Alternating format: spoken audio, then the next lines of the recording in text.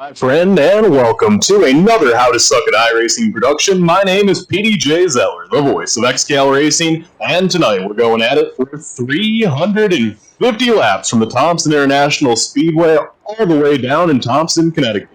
Welcome to How to Suck at iRacing. We're here for round 16 of the XCAL Racing Series. We are halfway down, halfway to go in the XCAL season, and things are heating up all over the racetrack. Rivalries are brewing hotter than ever. Tempers are at an all-time high. We go to XCAL's version of Bowman Gray Stadium tonight. I know it's a weird comparison. Bowman Gray's a flat track where it's one lane on the bottom. This is a semi-banked track where it's one lane on the top. It's the same idea. There's only one way to get around this track. Bumping and banging is necessary to make a pass here. There's really no other way to do it. And these guys are mad at each other. We're halfway through the season. The tempers have boiled over, and the animosity is at a new all-time high. And we are going to see, we're going to try to get some words in here with a few of the drivers before the race and see who has what to say as we're going to try to get a word in here pre-race. Let's see if we can talk to the helmet, Kenny Tripp, as it looks like he is chilling right now. So we are trying to tune into the helmet, and Kenny Tripp, it's PD up in the broadcast booth. You got a copy? Yes, sir. All right, Kenny. Well, tonight you're starting in position number 3. You looked really good in your heat race, but I want to talk to you a little bit about the Speedway. It's a tight one-groove track. Some consider it the most difficult track on the XCAL Racing schedule, and there's really no way to make a pass here without using the door or the bumper or some form of your race car to complete that pass. With the way we've seen tempers boiling over in this past week or so with the members of XCAL Racing, do you expect to see a lot of angry drivers on the track tonight? I expect to see a few, me not being one of them, and I'm definitely going to, if they want to push and shove, I will definitely let them go early, that's for sure.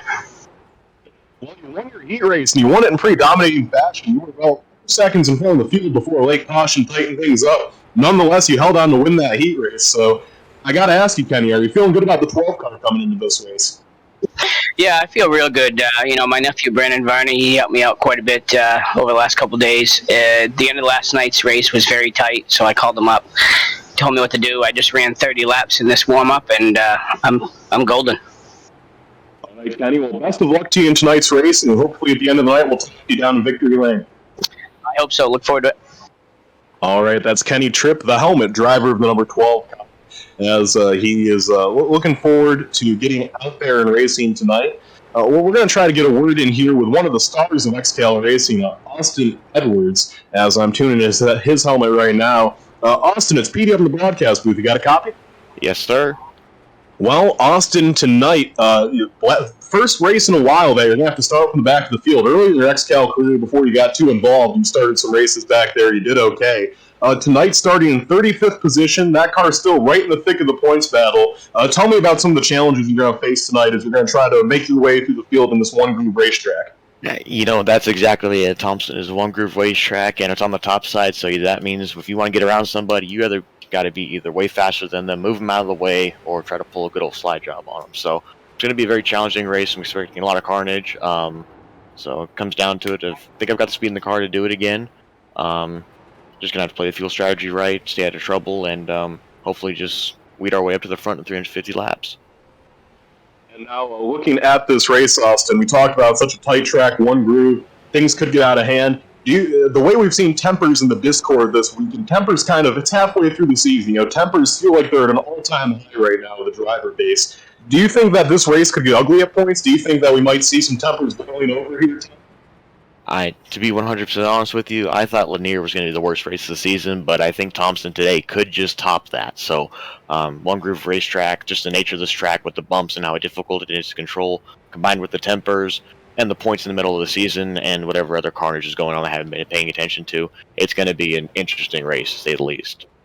All right, and last thing I want to talk to you here quickly about, Austin. You currently sit with 5 wins in your XCAL career, 5 on the season here. The XCAL all-time wins leader is Spencer Preet, who won 8 races in 2014 and 1 in 2015. Do you think the all-time XCAL wins record of 9 is within your reach this season? Within this season might be a long shot. I know there's only, 13, 14 events left, so that might be a little bit difficult. Obviously, if I can get the speed I had a few races ago back to this car, I'll be able to do so. But still got hard chargers like Rondoletto and Turpin up here, and some of the challengers like Cryer coming in, McRae, obviously Jalbert sometimes is up front with us. So there's a lot of strong competition in here. It's going to be difficult to do, but I think it's definitely possible. Well, Austin, best of luck tonight. Hopefully at the end of the night we can talk to you from victory lane, my friend. Good luck. Yep, hoping so. All right, that's Austin Edwards, driver of the 66, the first place ace, as they like to call him. And one last interview here before we do our pre-race stuff. Luke Turpin, Petey up in the booth. You got a copy? Yeah, Petey, what's going on?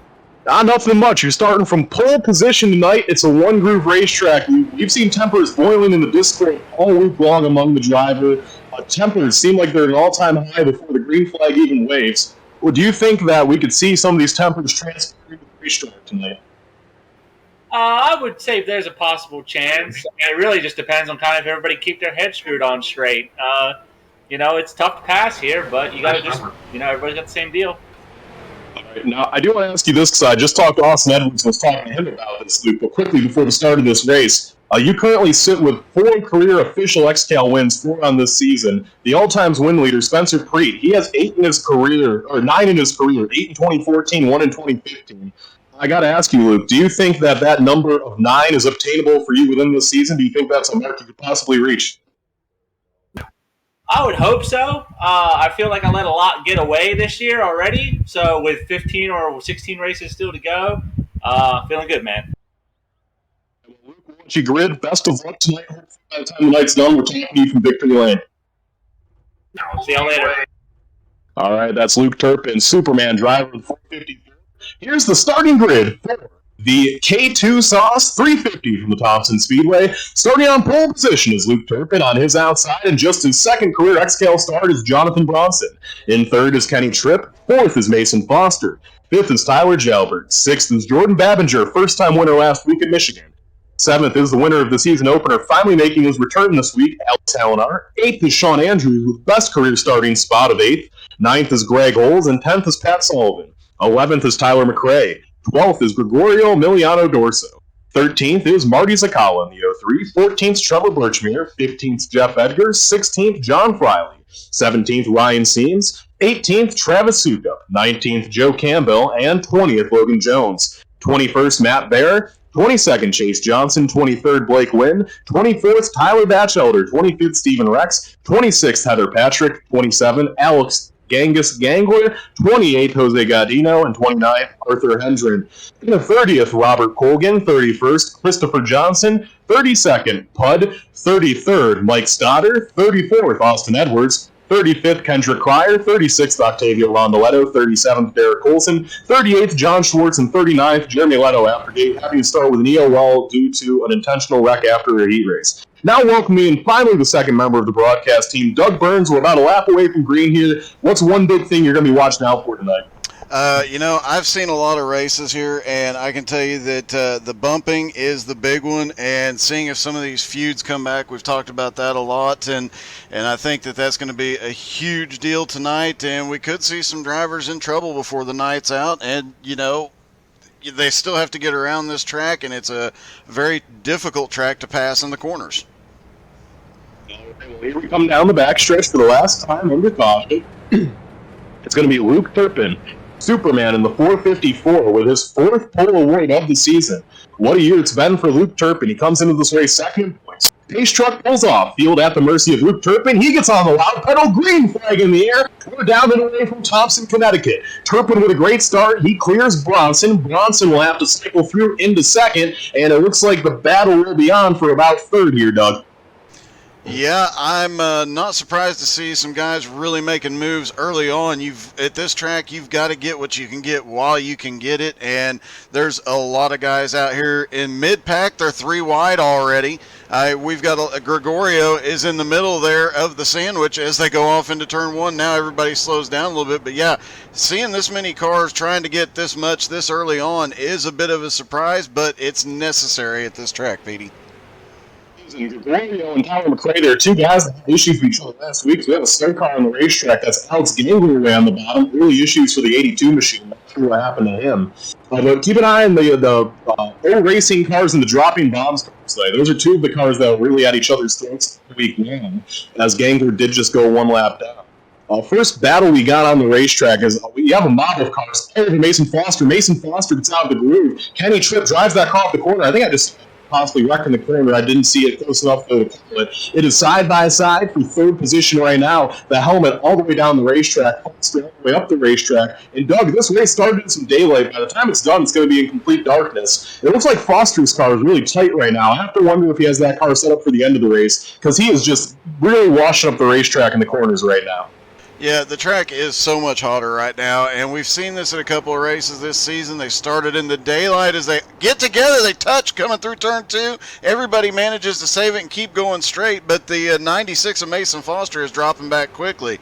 And like you said, this as it changes, as the track temperature will cool as the sun goes down, and that car really seems like it is set up for in the cool air. Yeah, now we have Foster going in the line. Kenny Tripp did apologize. He stuck his hand out the window as a sign of mercy. But that you're going to see that a lot tonight, Doug. What just happened there? Two cars racing side by side. That inside car is going to be trying to go as high as they can, and the outside car is going to be trying to pinch the low car down as low as they can. A lot of times they're going to meet in the middle, and if that low car is on the quarter panel, you're going to see a lot of passes completed tonight the way that Kenny Tripp just got around the 96 car there. And it looks like Gregorio might have gone off track. I'm going to try and take a look at this here. He gets into the one car coming through 3 and 4, and it's same type of situation. They just got together, and there we are. They're getting together on the in the turn. Low car drifted up and got into the outside. So everything's pretty single file right now. Closest battle we have on the racetrack right now is a side-by-side battle for 21st. That's Matthew Bear right now, down on the inside of Stephen Rex. Those two going at it. Update on a couple cars that started in the rear of the field. The 77 of Octavio Rondoletto, he is already up to 28. Following in his footsteps is the 66 of Austin Edwards. He's coming right up through the field with him. Kind of surprising, but we haven't seen John Schwartz move much through the field yet. We normally see him come up through the field. That car looks like it might be a little off the pace compared to usual. But Doug, the thing with Schwartz is always, no matter what we see, somehow that one car is going to be there at the end.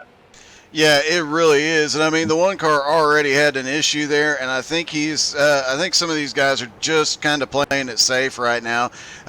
There's several guys out there that have been bumping and banging. Soper has come to pit road suddenly. But with all these guys bumping and banging, I'm guessing that Schwartz is taking it a little bit easy out there right now. He doesn't seem to be pushing too hard, and he may be another one that is set up for a long run into the night. Unscheduled pit stop for Ryan Soper. He took 4 tires and gas. He's back out there 3 laps down. Not sure what happened to Pud. The top two have absolutely pulled away. Turpin and Bronson have a big lead now over Kenny Tripp in third. Tripp is in third. Fourth place is Tripp's teammate Tyler Jalbert. And then in fifth is Jordan Babinger, last week's winner. He took over the points lead after winning Michigan, Doug. Jordan Babinger right now, Doug, hear me out on this. He has 6 consecutive top 5s coming into this race. That's not an easy thing to do in this league. That is the longest streak this season by far of any driver. The next closest was 3. Yeah, and, Babinger has just been kind of sneaking through there. We don't talk about him a lot during the night until it's late in the race, and then there he is. He's up in the top 5. He hangs out in the top 10, top 15 all night, and then just suddenly appears out of nowhere. So it could be an interesting night for him. See how that continues to go on as the night goes down. Mason Foster just got back up to 8th. He went around Sean Andrews, who's now back in 9th. Looking for our first battle on the racetrack. Really nothing doing right now. We do have a battle starting to brew, looks like, for maybe about 15th and 14th is the 78 of Gregorio's over the back number of Travis Sukup. He peeks to the inside. Travis Sukup, Doug, is the 23 car of Sean Andrews. He got shuffled out of the groove, and Andrews looks like he has lost 3 or 4 spots there. Not sure what happened to him. I want to talk about the 88, though, here, Doug. This 88 car was purchased by Danielle Sargent, who becomes XCAL's first female car owner to get cars into the event. Sargent bought the 88 131 of Ryan Seams. Both those cars qualified for the race.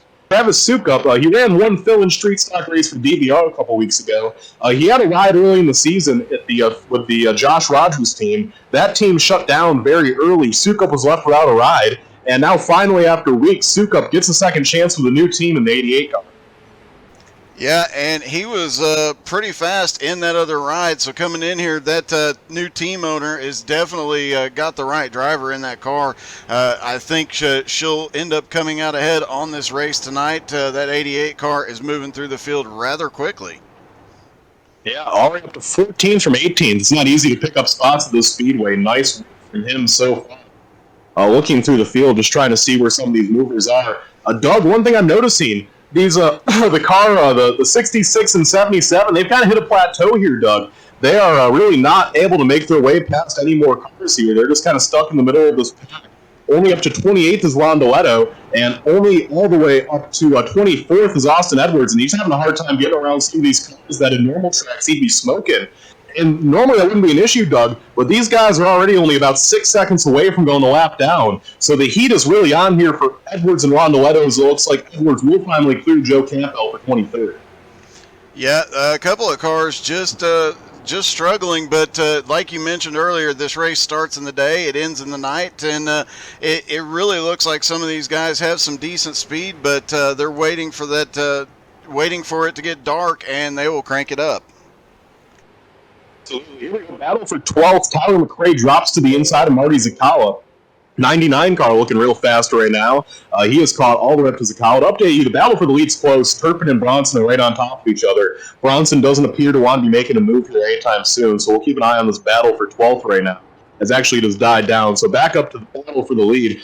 Doug, these two leaders, they are about to be in a mess of lap traffic. They are coming up on Jeremy Leto, John Schwartz, the 82 car of Alex Gangler again, Robert. There's a mess of cars in front of these guys right now. And especially for John Schwartz, you're up there near the top 5 in points. That 01 car, I'm sure he might be playing it safe right now. The thing is, he can't play it too safe. He needs to pick off a few of these cars and put some distance between himself and the leaders. Yeah, he has definitely got to be careful and get up there, and Schwartz is usually really picking up a lot of spots early on, but he's not making a lot of progress out here tonight, and it is a bit of a surprise as the leaders come up right behind him, and he's not going to be able to get a lot of distance between him and the leaders. No, and he's hoping Gangler just gets out of the way. Gangler will drop below. So Schwartz will make his way around Gangler, although Gangler's going to wash up the racetrack a little bit there. Here come the leaders, Turpin and Bronson, now going to be in heavy lap traffic. These guys are all, besides Gangler, on the lead lap, Doug, and you know they're not going to be too adamant about giving that high side to the leaders. I'm pretty sure these guys are probably going to make the leaders work for that low line right now. Yeah, they're definitely going to keep fighting back on the trying to get through there, but these leaders aren't going to make it easy on them. And, you know, we have talked about the tempers this week, and I think what we're about to see is a little bit of that come up as some of these guys that have some problems with other drivers right now as they start to fight their way through. All right, so now Turpin comes right up on the back of Schwartz, and I mean, it's Schwartz, but then it's just a conga line of cars here. Turpin's going to have to deal with an absolute mess of lap traffic, as he is going to have to put a lot of guys a lap down, and Schwartz isn't giving way. And to be quite honest with you, I really don't expect any of these guys to give way. And with the competition level where it's at in XCAL Racing and how competitive all the cars are, and none of these guys are dramatically off the pace, Doug, for Turpin, I don't know if he can get around all these cars on the low side. And if he does, he's going to have to use up a ton of tire doing so, as he does drop down low on Schwartz right now. Let's see how Schwartz holds it on the outside. Just nothing there for Turpin, and now that's actually going to allow Bronson to get to the outside of Turpin for the lead. We are side by side for the top spot, and a bunch of lap traffic right now. Bronson and Turpin all over each other right now. Now Bronson's on the back bumper of Schwartz. Bronson gets the run off the corner. They are a dead heat right now. And it's just this lap traffic is going to keep them clogged up. I don't think they can make it happen on the low side right now with how much lap traffic there is. These guys almost just kind of have to pull in the line and ride. Something has happened with Rondoletto. Let's see if we can take a look at that. Austin Edwards just went a lap down. That car was wrecked on the low side of the speedway, Doug. Yeah, it looked like that happened right in front of Rondoletto. Let's see if we can get a replay on that one. A lot of exciting stuff going on right now in the field. It looks like, Austin Edwards got together, the 66 and the 28 get together, and the 66 ended up on the infield. The 28 hit the wall but managed to keep going, has not come to pit road yet. And, just saw in chat, David Simon just said, this looks like fun? It definitely is. Yeah, this is a lot of fun right now. These guys dueling right now for the first spot right now behind the lap traffic of John Schwartz, Robert Colgan, Jeff Edgar, and Jose Gaudino.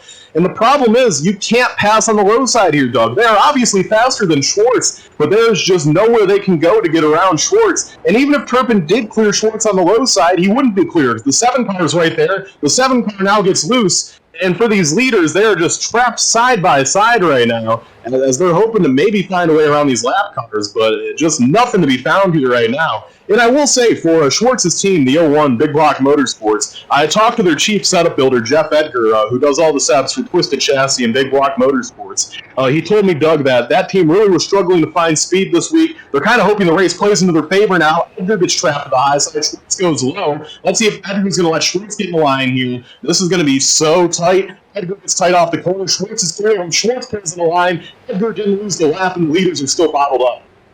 It is getting really sketchy up there, and it's worth noting that just a couple of laps ago when they were in clear traffic, Turpin and Bronson had a 2.5 second, almost 3 second lead at one point over Kenny Tripp. Now Kenny Tripp up there within a second of these guys, but he's got all these lap cars in the way as well. So a lot of inter-team communication with their teammates, but if there's any cooperation between teams this week, we're going to see it with these lap cars as it comes on. Leaders right now, Doug, you just kind of need to chill out. There's so many lap cars. You got to wait for them to make mistakes like Edgar did, and that's how you have to pick them off here at this track.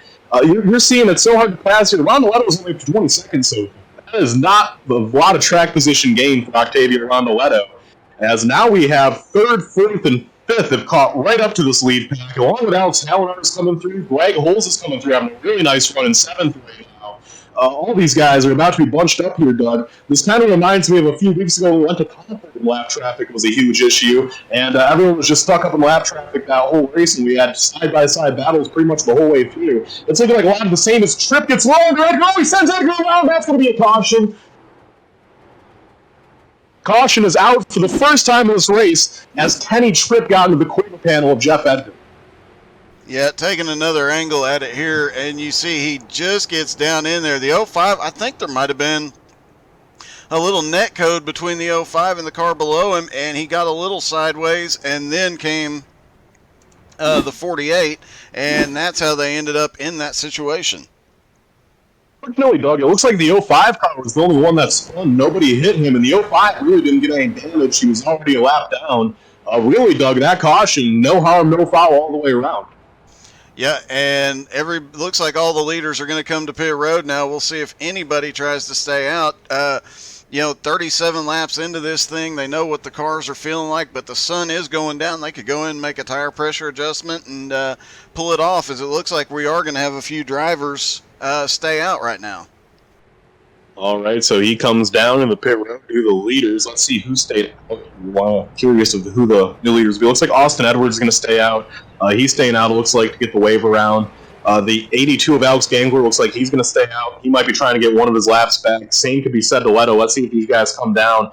No, it does look like they all come down. Leto's going to stay out. He's going to opt to get his lap back. And Soper will stay out. He's going to get one of his 4 laps back, so he should only be 3 laps down when this all cycles through. And as far as lead lap cars go, looks like Edgar's going to stay out. He might be trying to get his lap back here. But looking throughout the field here, Doug, I don't believe anyone on the lead lap stayed out. I think we saw all the lead lap cars come down into the pits. Yeah, indeed. It does look like there was a couple that held out for that second lap. I don't think fuel strategy is really going to come into play here tonight, as close as they're racing and as tough as this track is to pass on.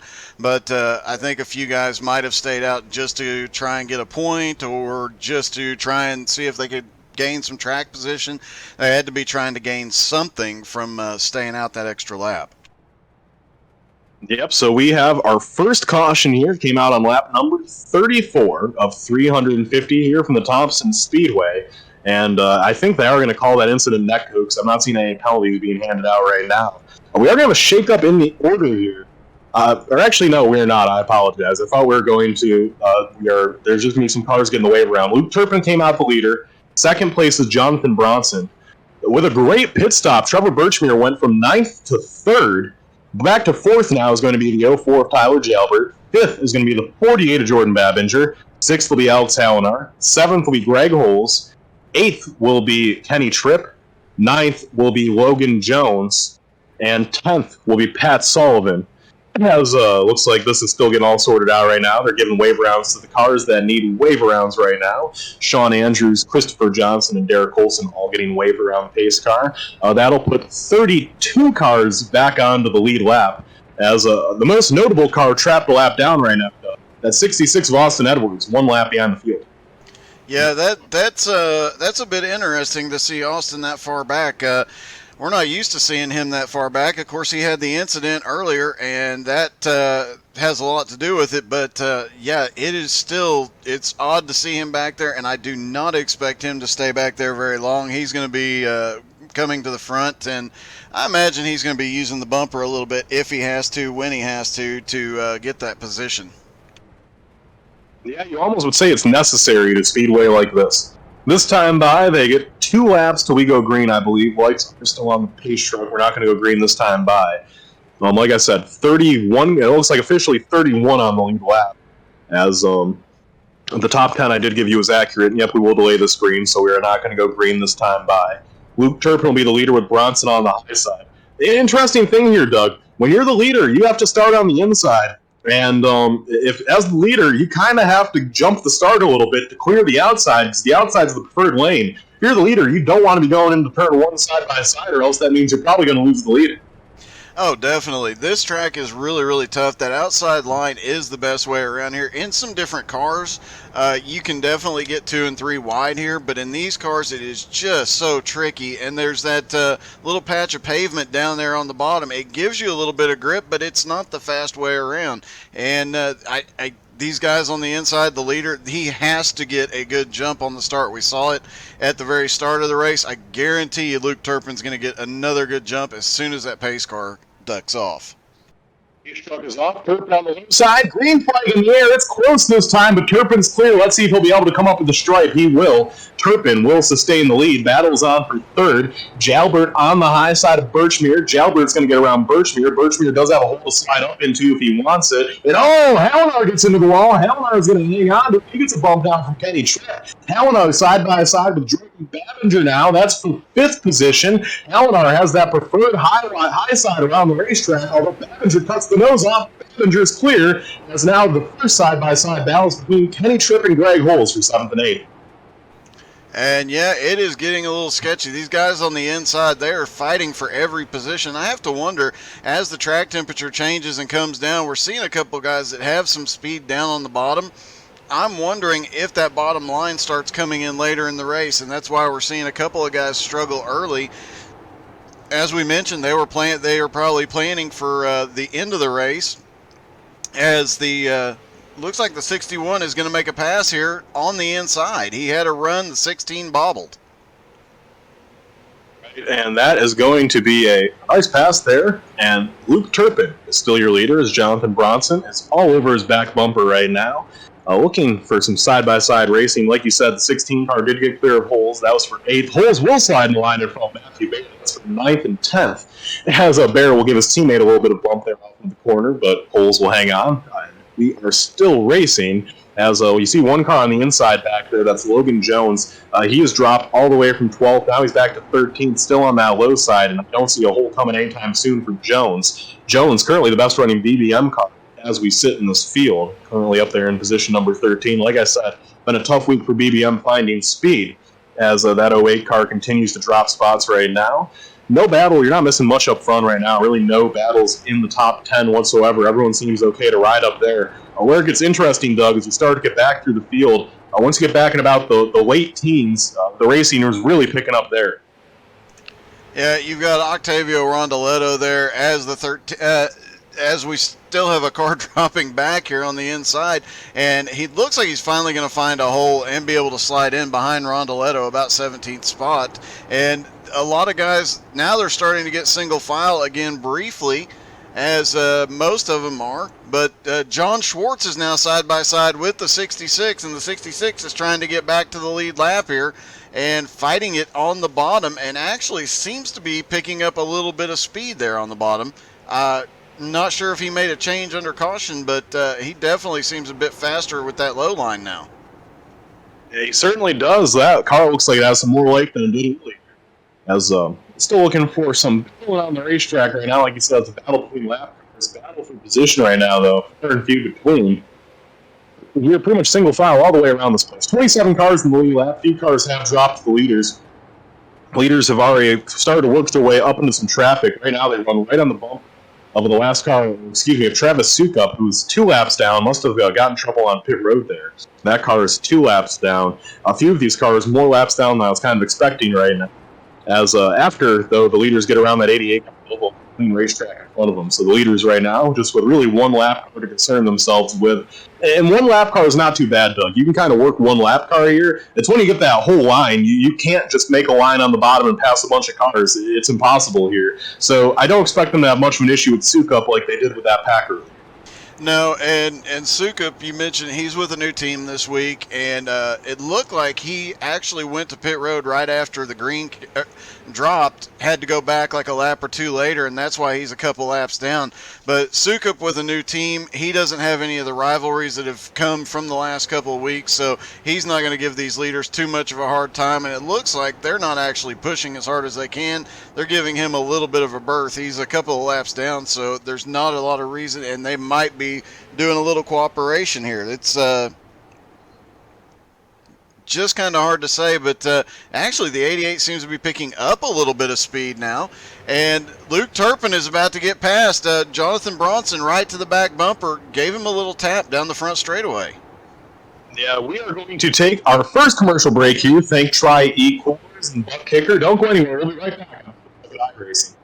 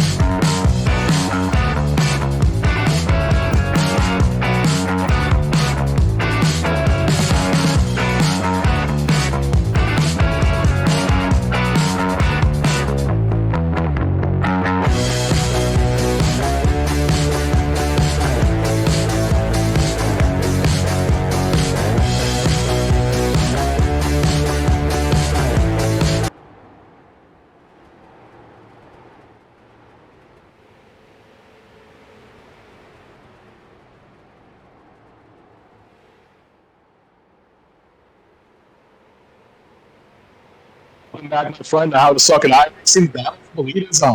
Here we go to the inside. Goes Bronson. It's a fake. He's just trying to intimidate Turpin right now, driving all over that panel. The lap car of Sukup has been able to pull away a little bit, and we have our leaders stacked up on each other right now, Doug. Looks like Luke Turpin not as fast as he was that first one as the sun sets. The 50 losing a little bit of speed. Yeah, you got to wonder if he's got a plan for adjustments throughout the race as the temperature starts to drop a little bit on the track. But you're right, this lead pack just doesn't seem as fast, especially those front two. Bronson can't seem to get – he gets a bit of a run and just can't complete the pass down on the bottom. I wouldn't be surprised to see him try and look to the high side before too long, but he is still continuing to look to the bottom. Maybe he's trying to fake Turpin out. And yeah, it seems like some of these cars are actually slowing down a bit. These two finally get off turn 2 with a little bit of run, pull away from Jailbert. just a hair, but they're definitely not nearly as fast, and the 88 is pulling away trying to get his lap back. They also have not caught into lap traffic as quickly as they did before. No, they have not. As the lap track, they're just going slow right now. The pace is not what it was earlier. Speedway, Logan Jones, that car had been having issues. And Doug, it looks like the 08 car will come to pit road. I wonder what happened to the 08 of Jones. Don't know. Can't really not say he did not have any off tracks, any wrecks, or anything else that we're aware of, but he just came to pit road, and I'm not thinking it's going to be any kind of strategy. So as Bronson is looking to the inside for the lead now, I don't see any issues with Jones, so we'll have to wait and see what his team owner has to say. But Jonathan Bronson gets a little bit of a run on the entry to 3, but can't complete the pass coming out of 4. Yeah, it's tight up here for the lead right now. These guys are all over each other right now. Continuing to show the way. Top 10, throw a blanket over them. Or top 9, excuse me, throw a blanket over them. Blake Wynn is a little bit further behind. But the top 9 cars all in a straight line right now. It almost looks like Michigan. They're in a big pack right now. If you're in the top 9, you're in contact with the lead. And Doug, there are cars from multiple different teams there. You have some Rolling Thunder cars. You have a Shane Briggs car. You have a few dropping bombs cars. You have some mainly asphalt cars in this mix. Some of these teams right now really flexing some muscle. And it looks like the 12 car of Kenny Tripp's trying to get around Alex Helena, one of the few cars up here who has no teammate. Yeah, and that... Jalbert gets in the bumper of Bronson. Bronson manages to hold on to it there, but yeah, it looked like Jalbert might have backed out a little bit, didn't want to get around him that way. We've seen Jalbert in past weeks where he's gotten into the back of somebody, he apologized, backed off a little bit, and seeing that again here early. I know when it gets a little bit later, he's going to go into weapon mode and run him up the track, but right now he seems to be playing it fairly decently. And like you said, several different teams up here, but the other interesting part is all the drama this week that has come out of the last couple of weeks, the arguments and everything else with multiple teams up here.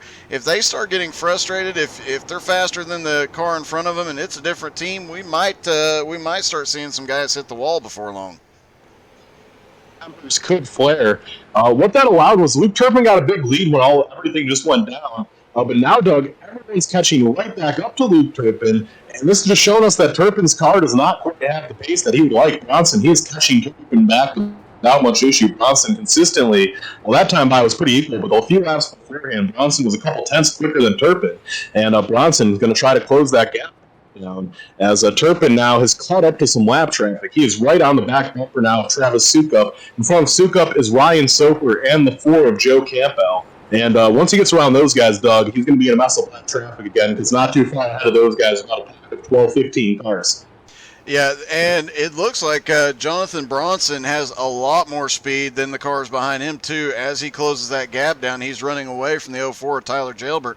But you're right, as the leaders work through this traffic, as they get to the front here, and they get through this lap traffic, he's got a little bit of clean track after the 2 in front of him, the 84 and the, I believe it's a 4. But once he clears these cars, he's got a small gap, and then he's going to have to battle his way through a giant pack of cars. It looked like about 6 to 8 cars right up there, and he's going to. Those guys are all still battling for position, so we'll have to see what happens. Yeah, Turpin's now trying to get around Bud Soper, though, not wanting to give away. Bronson trying to get around Sukup. Sukup not really want to give away. Looks like Sukup, he's not ready to give that high side to Bronson. Bronson picks it up there. Pud is going to give away to Turpin, and now Bronson on the outside of Sukup. Now they're going to have to deal with Pud, just a slew of cars right here. This is a tricky situation here for Bronson as Pud slides up the racetrack. Oh my goodness, Pud goes up the racetrack. Campbell is almost stuck up right now in front of Bronson. Bronson trying to get around Campbell. Really no room right there for the 15 car of Bronson. Bronson's going to come down low. Pud's going to come into the pits. And here we go. Looks like Bronson's going to finally be able to get around the. Now this is Tyler Jalbert's problem to deal with. To Luke Turpin, he's already caught up to that. The lap car is pretty much dug. He is there, and that is just a mess of cars in from the Luke Turpin.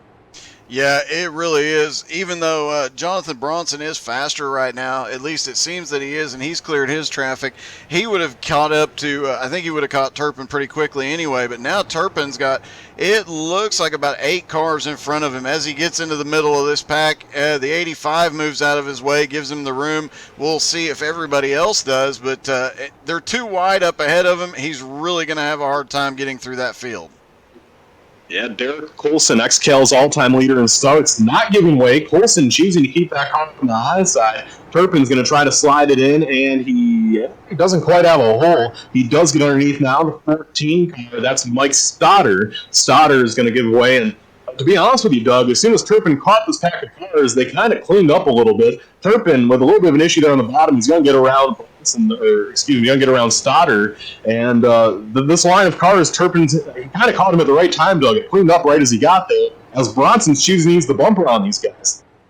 Yeah, Luke Turpin's definitely having the easier time getting through the traffic here than Bronson is. And, you know, Turpin is very well respected in the garage. He's one of the best guys in XCAL, and, you know, these guys are going to be a lot more cooperative with him than they are going to be with Bronson. As Bronson slides up into the 5, he was not happy about being held up.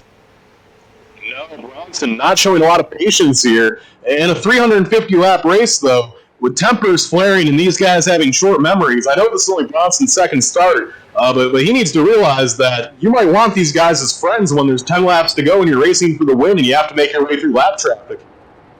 Oh, yeah, and we saw it last week. We had a driver that just kept bumping everybody and really made a lot of enemies last week in Michigan. And, you know, it hurt him at the end of the race. So he's got to be Bronson's newer to the league. He's going to have to be very patient here and make some smart decisions, not do the same things that we saw last week. Oh, he thinks about splitting the middle there on the lap cars. That would not have worked out. He made a smart choice by not doing it. Bronson gets out of the gas here now, as he is just going to try to find a way around this lap traffic. He goes all the way up the racetrack to the 3 wide in front of him. Bronson just has to pick a lane. This is so tight right now. This could go very wrong for Bronson at any moment. The 7 car, Colgan, pulls out. Zakala gets loose. 3 wide with the lap traffic now is Bronson. Bronson's going to get a tap there from Zakala. Bronson's going to hang on to it. And now Bronson, he is going to try to get his way around Alex Gangler. Is just a mess right there. Gangler's going to get the hell out of the way, and Bronson does clear that traffic, but he has had a harder time getting through this traffic than Luke Turpin, who probably has about a 2-second lead now just because he's been able to get through this traffic without much issue. Yeah, and it was really interesting when Bronson came by Gangler. I didn't get to see Turpin, but when Bronson came by Gangler was all over the place. That car is not handling right at all. That is unusual for him to be having such an ill-handling car, but that he was loose, tight, and that was all through the course of 3 and 4. He just can't get doesn't seem to have a lot of grip on either end of the car, either end of the track, and he is suffering for it. We have a huge pack of race cars right now. 4th through about 14th, they're all over each other, and they're all in lap traffic. It is an absolute mess right now as they are side by side from 10th and 11th. That's Greg Holes and Mason, Foster's lap car. But these guys are just in a mess of cars here. So they go 3 wide. Oh, Holes gets hit off the corner. Holes is going to spin off the speedway. That won't be a caution, but Holes running in the top 10 all race so far. He gets the rough end of the bumper. Holes goes off the speedway. He's going to get it back rolling, and looks like he will stay on the lead lap momentarily. Yeah, we were watching that one as it happened, and that got a little bit dicey in there. They were 3 wide, 2 wide, 3 wide, 2 wide, all through the field. A lot of exciting action there, but Holes definitely came out on the short end of the stick as some of these guys really trying to fight their way through every single position they can get. And we talked about it at the top of the race. These guys have to get what they can get early before this thing spreads out, before half the field gets lapped. As right now we've only got about we're down to about 20 cars on the lead lap, so these guys are going for everything they can here. We're starting to pit, Doug. We've entered the pit window. Some cars are coming to pit road. Jonathan Schmitz comes down. Heather Patrick is now down in the pits right now. And it would appear the green flag pit cycle has gotten underway here as cars have started to come down into the pits. Indeed, we've got several cars still coming to pit road and a couple that were several laps down. Not Well, now we're getting ready to see even more of the lead lap cars hit pit road here. As a few, looks like Batchelder comes to pit road. I need to check on Matt Bear. No, he stays out. But Batchelder's now on pit road. But everybody in the top 10 is currently staying out, and you got to wonder, with everybody else green flag stopping at this point, how much longer can the leaders go? But this definitely gives them the advantage. They're going to be able to put more cars a lap down, and those big packs of lap cars, they might actually be able to put themselves in a position to have some clear track for a little bit. Yeah, Kenny Tripp just had a moment. That 12 car almost spins. He almost spins again. He gets really loose underneath the 57. That 12 car is very ill handling right now. Expect him to come into the pits probably soon to get some tires on that thing. As now the 78 and 77 teammates, Octavio Rondoletto and Gregorio Dorso, are going to make their way around Kenny Tripp. So move Octavio and Dorso up another spot as they continue to march to the field. Oh, Tripp is still so sideways right now. And talking about cars losing the handle right now, Doug, that 12 car has definitely lost the handle. Yeah, he can't find a line that works with that car right now. He was down on the bottom. He's been up in the middle. He's tried the top, and he just can't find it. He's continuing to run a mid-line, but he's just not getting any grip anywhere. You know, that car's stepping out anywhere can step out around this racetrack. Tough break there for Kenny Tripp. We'll have to see if he can bring that car down pit road and make some good adjustments here. So pit stops have stalled for a minute. Some of those guys that pitted, Doug, they might have been the guys running like a tail end of the lead lap that didn't take the full fuel tank just to stay on the lead lap. Yeah, that's definitely a possibility. We've seen that a couple of times here recently. They go in and get 2 tires and only as much fuel as they can get in that 2-tire stop, hoping for a later race caution, and they don't often. They're just hoping for strategies. Oh, we've got a car to the infield. Tyler Batchelder, I believe. Yeah, he was just in the pits. Batchelder goes in the infield. He gets that car back going. Won't be a caution as Batchelder gets back going. We did have a car pit from the top 5. Trevor Birchmere brought his 1 car down. If you remember, he picked up a lot of spots in the pits. You got to wonder if he also didn't get the full tank of gas. This time by the hand goes out the window for Tyler Jalbert. Hand goes out the window for Pat Sullivan. Those cars right now are both running up in 5th and 8th. And it does look like now these guys are going to, I think we're going to start seeing the leaders coming down here. Yeah, and you know, we saw Batchelder go off just a moment ago, and that car took a hard hit. So he is, I am sure, on pit road. He has actually not been to pit road yet. But yeah, Alex Hallinar looks like he is getting ready to come in. Luke Turpin, Jonathan Bronson. We should see all of these guys start hitting now that a couple of the guys out of the top 10 have pitted. I think we're going to see the rest of the field hit pit road. Yeah, Luke Turpin, usually the king of fuel mileage. Let's see how long he can stretch it here. Jonathan Bronson's currently still in second. Top 3, none of the guys that have been running the top 3 have opted to come into the pits yet. It's still Turpin, Bronson, and Babinger. Hallinar in 4th. He was running in 5th. He still hasn't come down. Neither is Pat Sullivan. I saw his hand out the window, but he must have realized he could make it a few more laps. He still runs out there on the racetrack. As it looks like maybe another car came down, I believe.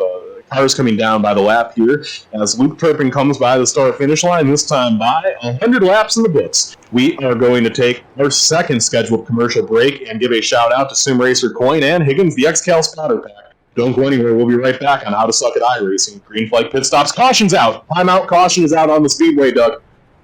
Yeah, and let's see. It looks like Jose Gaudino and Tyler Batchelder. And I'm not sure what happened. It looked like the 12 car almost stopped on the track. Trying to figure out as the... Yeah, we had a Batchelder again. You have to wonder if maybe there was something there from his initial incident. Well, he did lose the entire front end of the car. Let's see. I'm looking through all the different incidents here. You know, he lost half the front end on that. It looks like it's actually showing as being back. Oh, the 19 looks like he got into the back of him and turned him to the inside. And as cars went into wreck avoidance, the 12 got turned, the 21 had to check up, and a lot of cars stopped on the backstretch while they were sorting that out. And it looked... Go ahead, Doug. I was going to say, it looks like a lot of guys were caught on pit road as that caution came out. I think Hallinar, Sullivan, Gregorio, Chase, Blake Wynn, and several others were already on pit road, so this kind of gives them a little bit of an advantage. They're going to be able to get out there with less time or less lap time lost. Well, this gives us a perfect opportunity to take our next commercial break and give a shout out to Sim Racer Point and Higgins the XCAL Spotter Pack. Don't go anywhere. We'll be right back on How to Suck at iRacing with Green Flag Restart.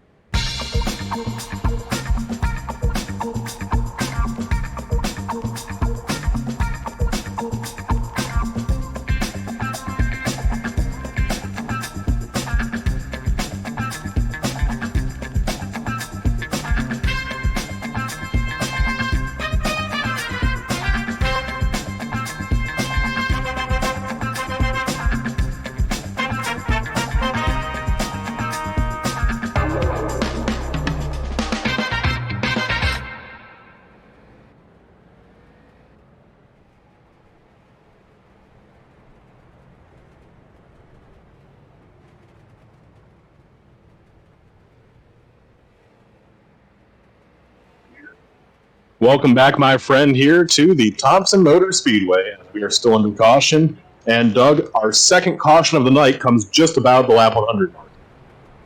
Yeah, and we saw it under green flag pit stops, and I think that probably has a lot to do with it.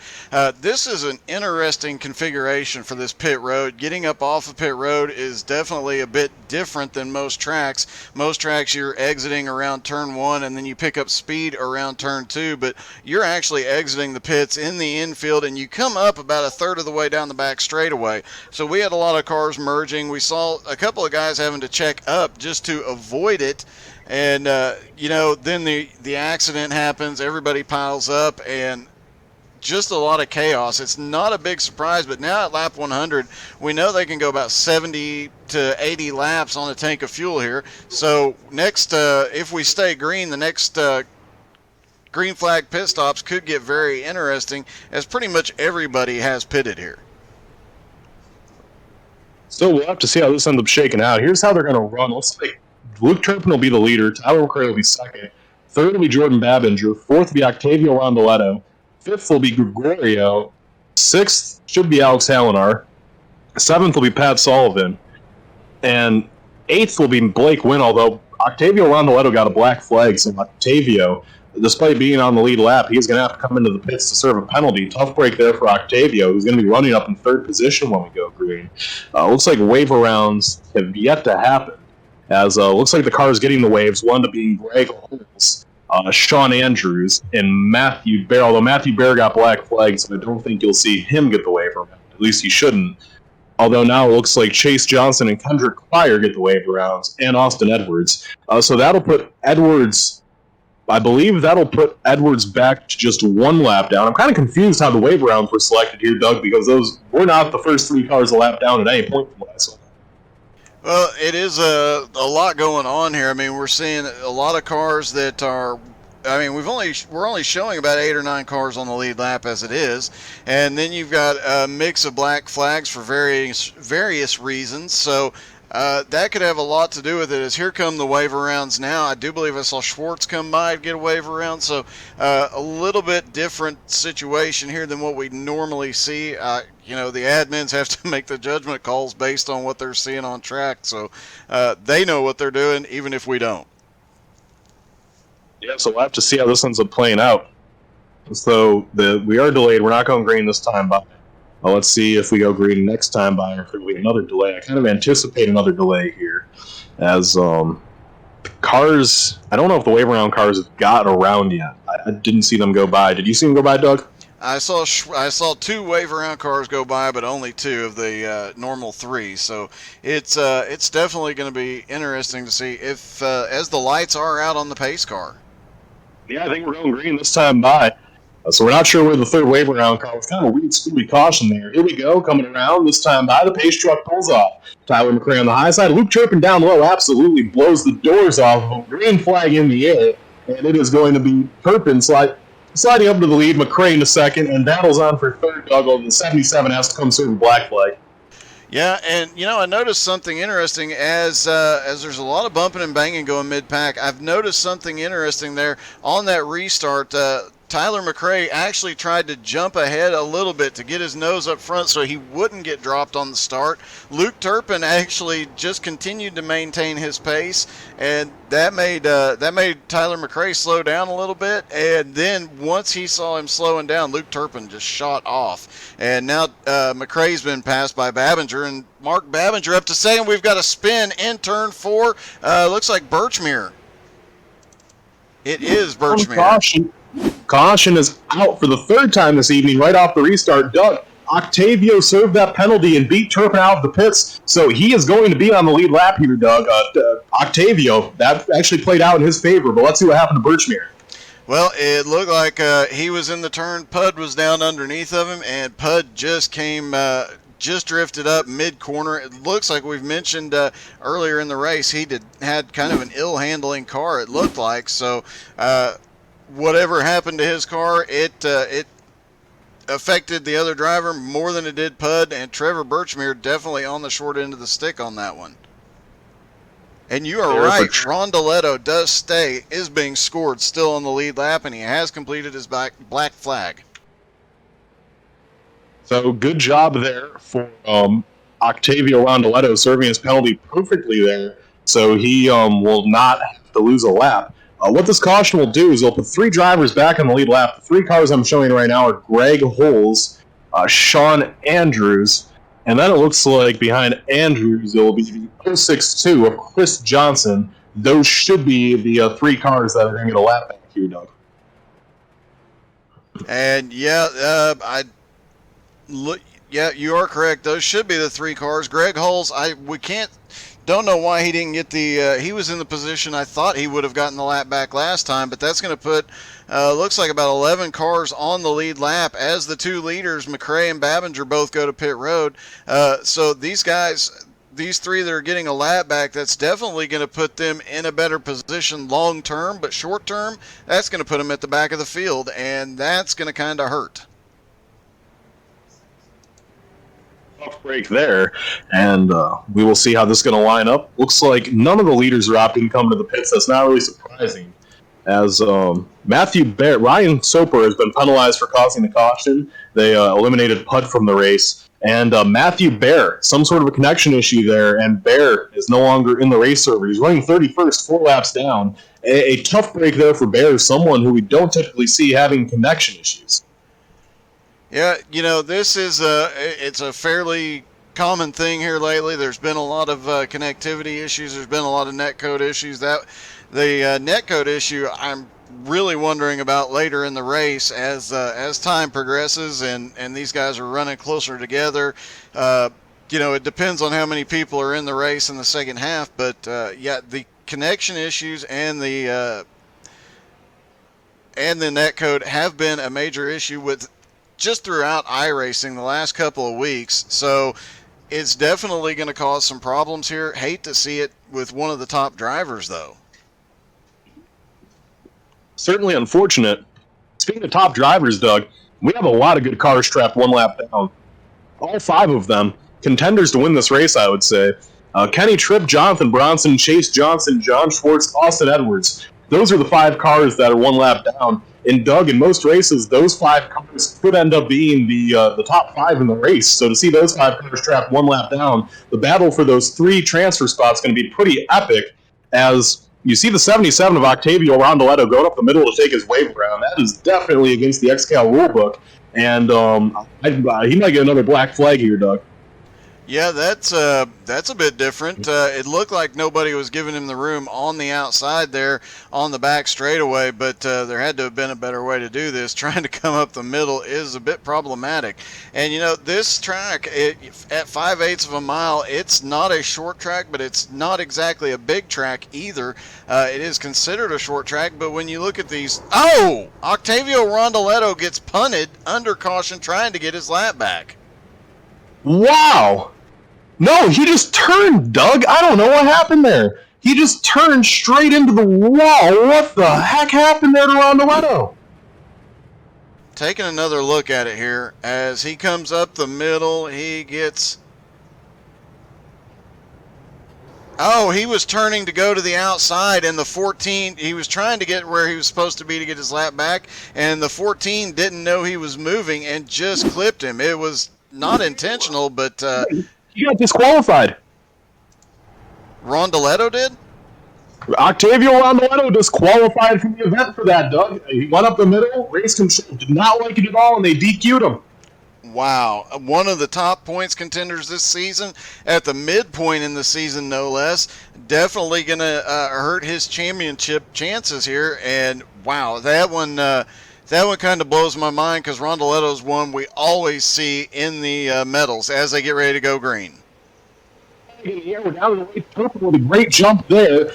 Sullivan did not get going at all. Babinger's going to race, but in one, Babinger takes second. Sullivan's going to slide into third. But Octavio getting disqualified. That's huge ramifications, not only on the points, Doug. When we came to Thompson earlier in the season, it was Rondoletto who won that race. So Octavio, a guy that has won at this track already, has one win on the season, was up near the top 5, and he's out of the race now, Doug. Octavio Rondoletto disqualified.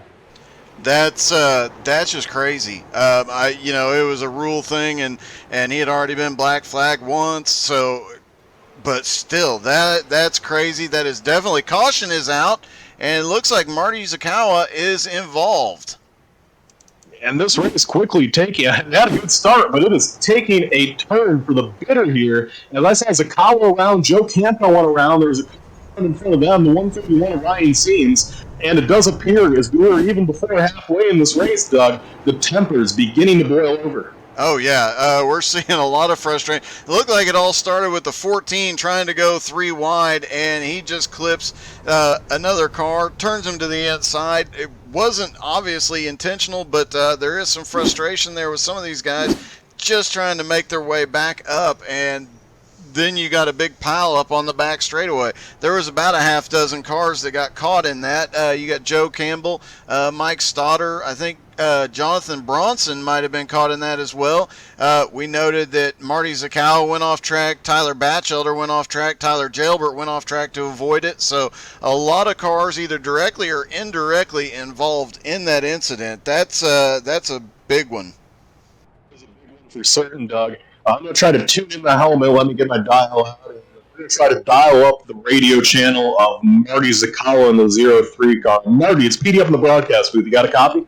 Yeah, what's up? Marty, looks like you had a good view of that accident there. Now, what happened from your perspective? And it looks like you were able to get through that pretty scot-free.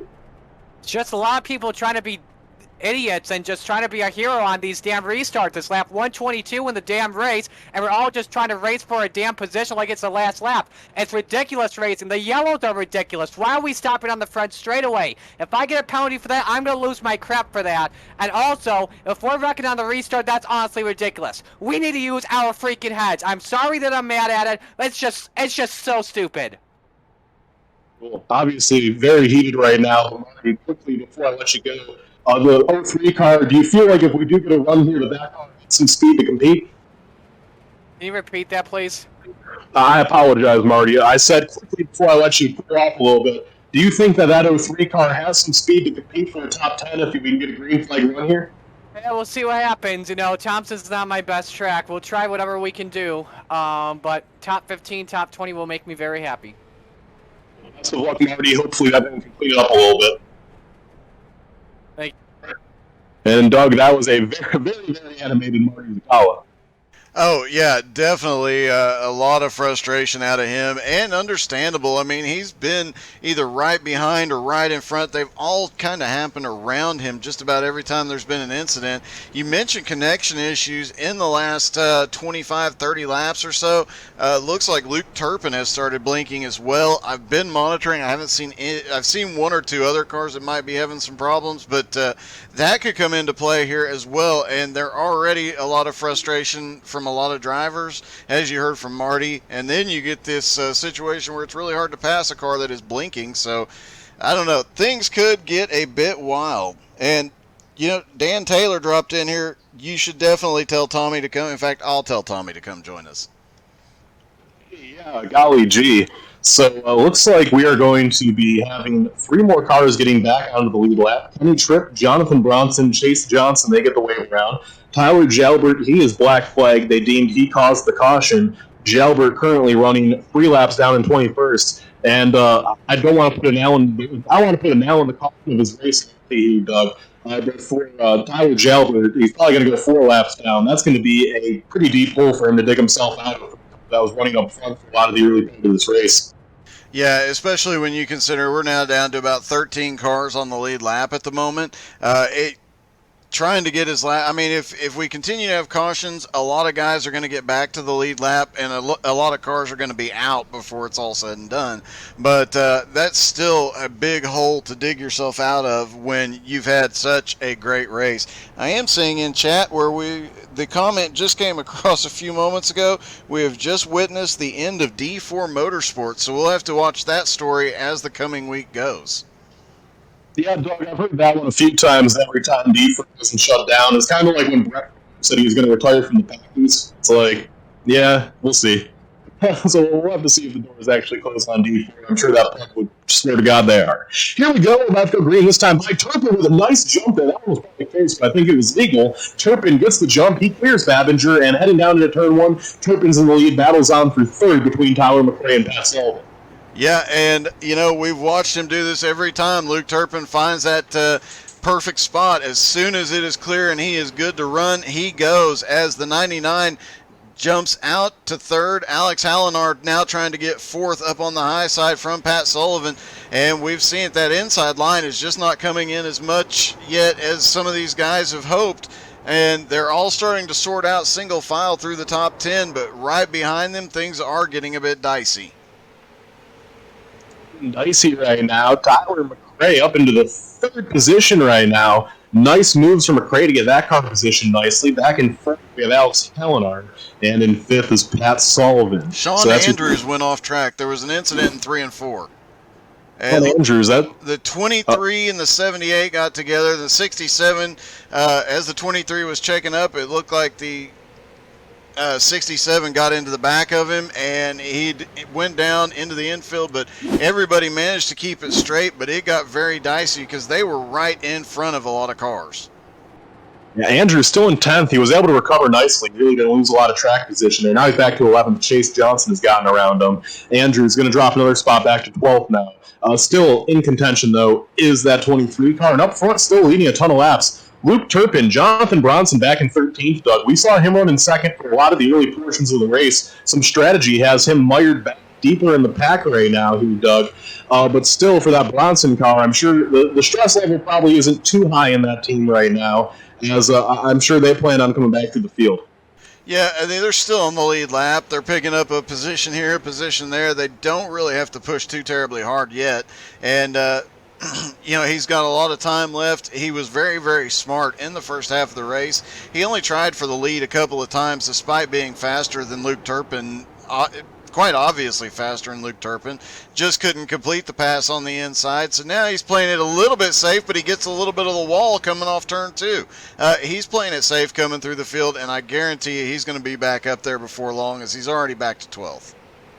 Now, quick right now, that 48 car of Jordan Babinger, I think he's a little bit quicker than Luke Turpin right now. Last week, he got his first XCAL win, has 6 top 5s and cautions out on the speedway. We have another caution out here, Doug, as we've seen a flurry of yellows here over the last few laps. Greg Hulls looks like he is involved. That's the 61 drifted up, and he got into the 03 and just got turned around. A lot of cars right behind him. He tried to get straightened out. Looked like everybody got by clear, but a couple of guys had to go off track, including Mason Foster, who almost backed it into the inside wall. Manages to save it, though. We'll take a quick look at that. A lot of guys getting evasive, and you got to give, no, Mason Foster did get a little bit of a nose bump on the inside wall, and you got to give these guys a shout out. As close as they're racing and as many incidents as some of these guys have driven through, it's truly impressive. Foster having a bad night already. He's 38, 29 laps down. The second to last car in the pecking order, Logan Jones, in 39, 31 laps down, the only car behind him.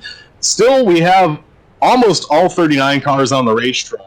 Off the racetrack right now, Octavio Rondoletto, that car is out of the event with a disqualification, obviously, and the Ryan Soper 84 car, that car sits on pit road. We're not sure if that car will get back out there. I'm sure if Pud does plan on shutting down D4 Motorsports, though, I'm sure it would impress team owners if he showed some resiliency here and brought that 84 car back out on the racetrack and tried to gain something from the rest of this race. We are going to see where everyone's going to line up. What this will do, Doug, is it's going to put Austin Edwards and John Schwartz back on the lead lap. Blake Wynn will also get a wave around. They'll put him back to just one lap down.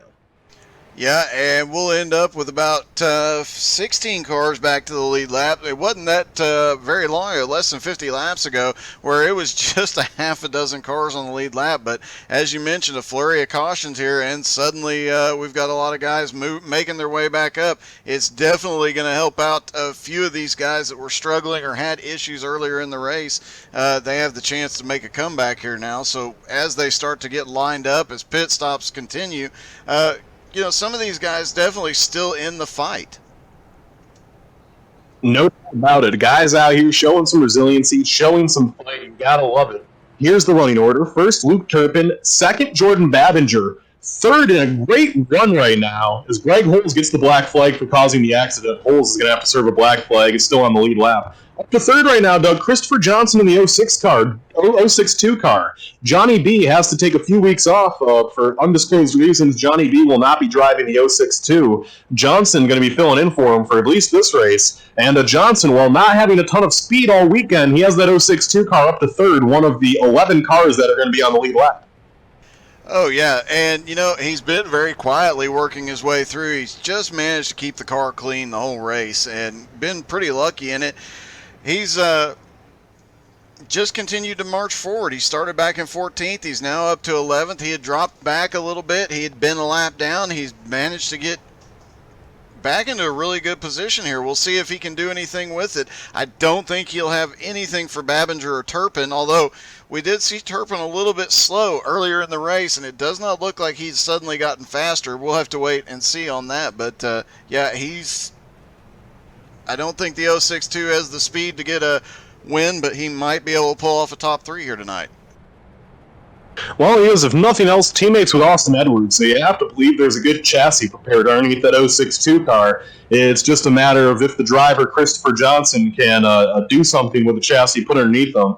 Fairly new driver to the league. I think this is only his third or fourth career start, as you do see the 84 car, and so to get back out there.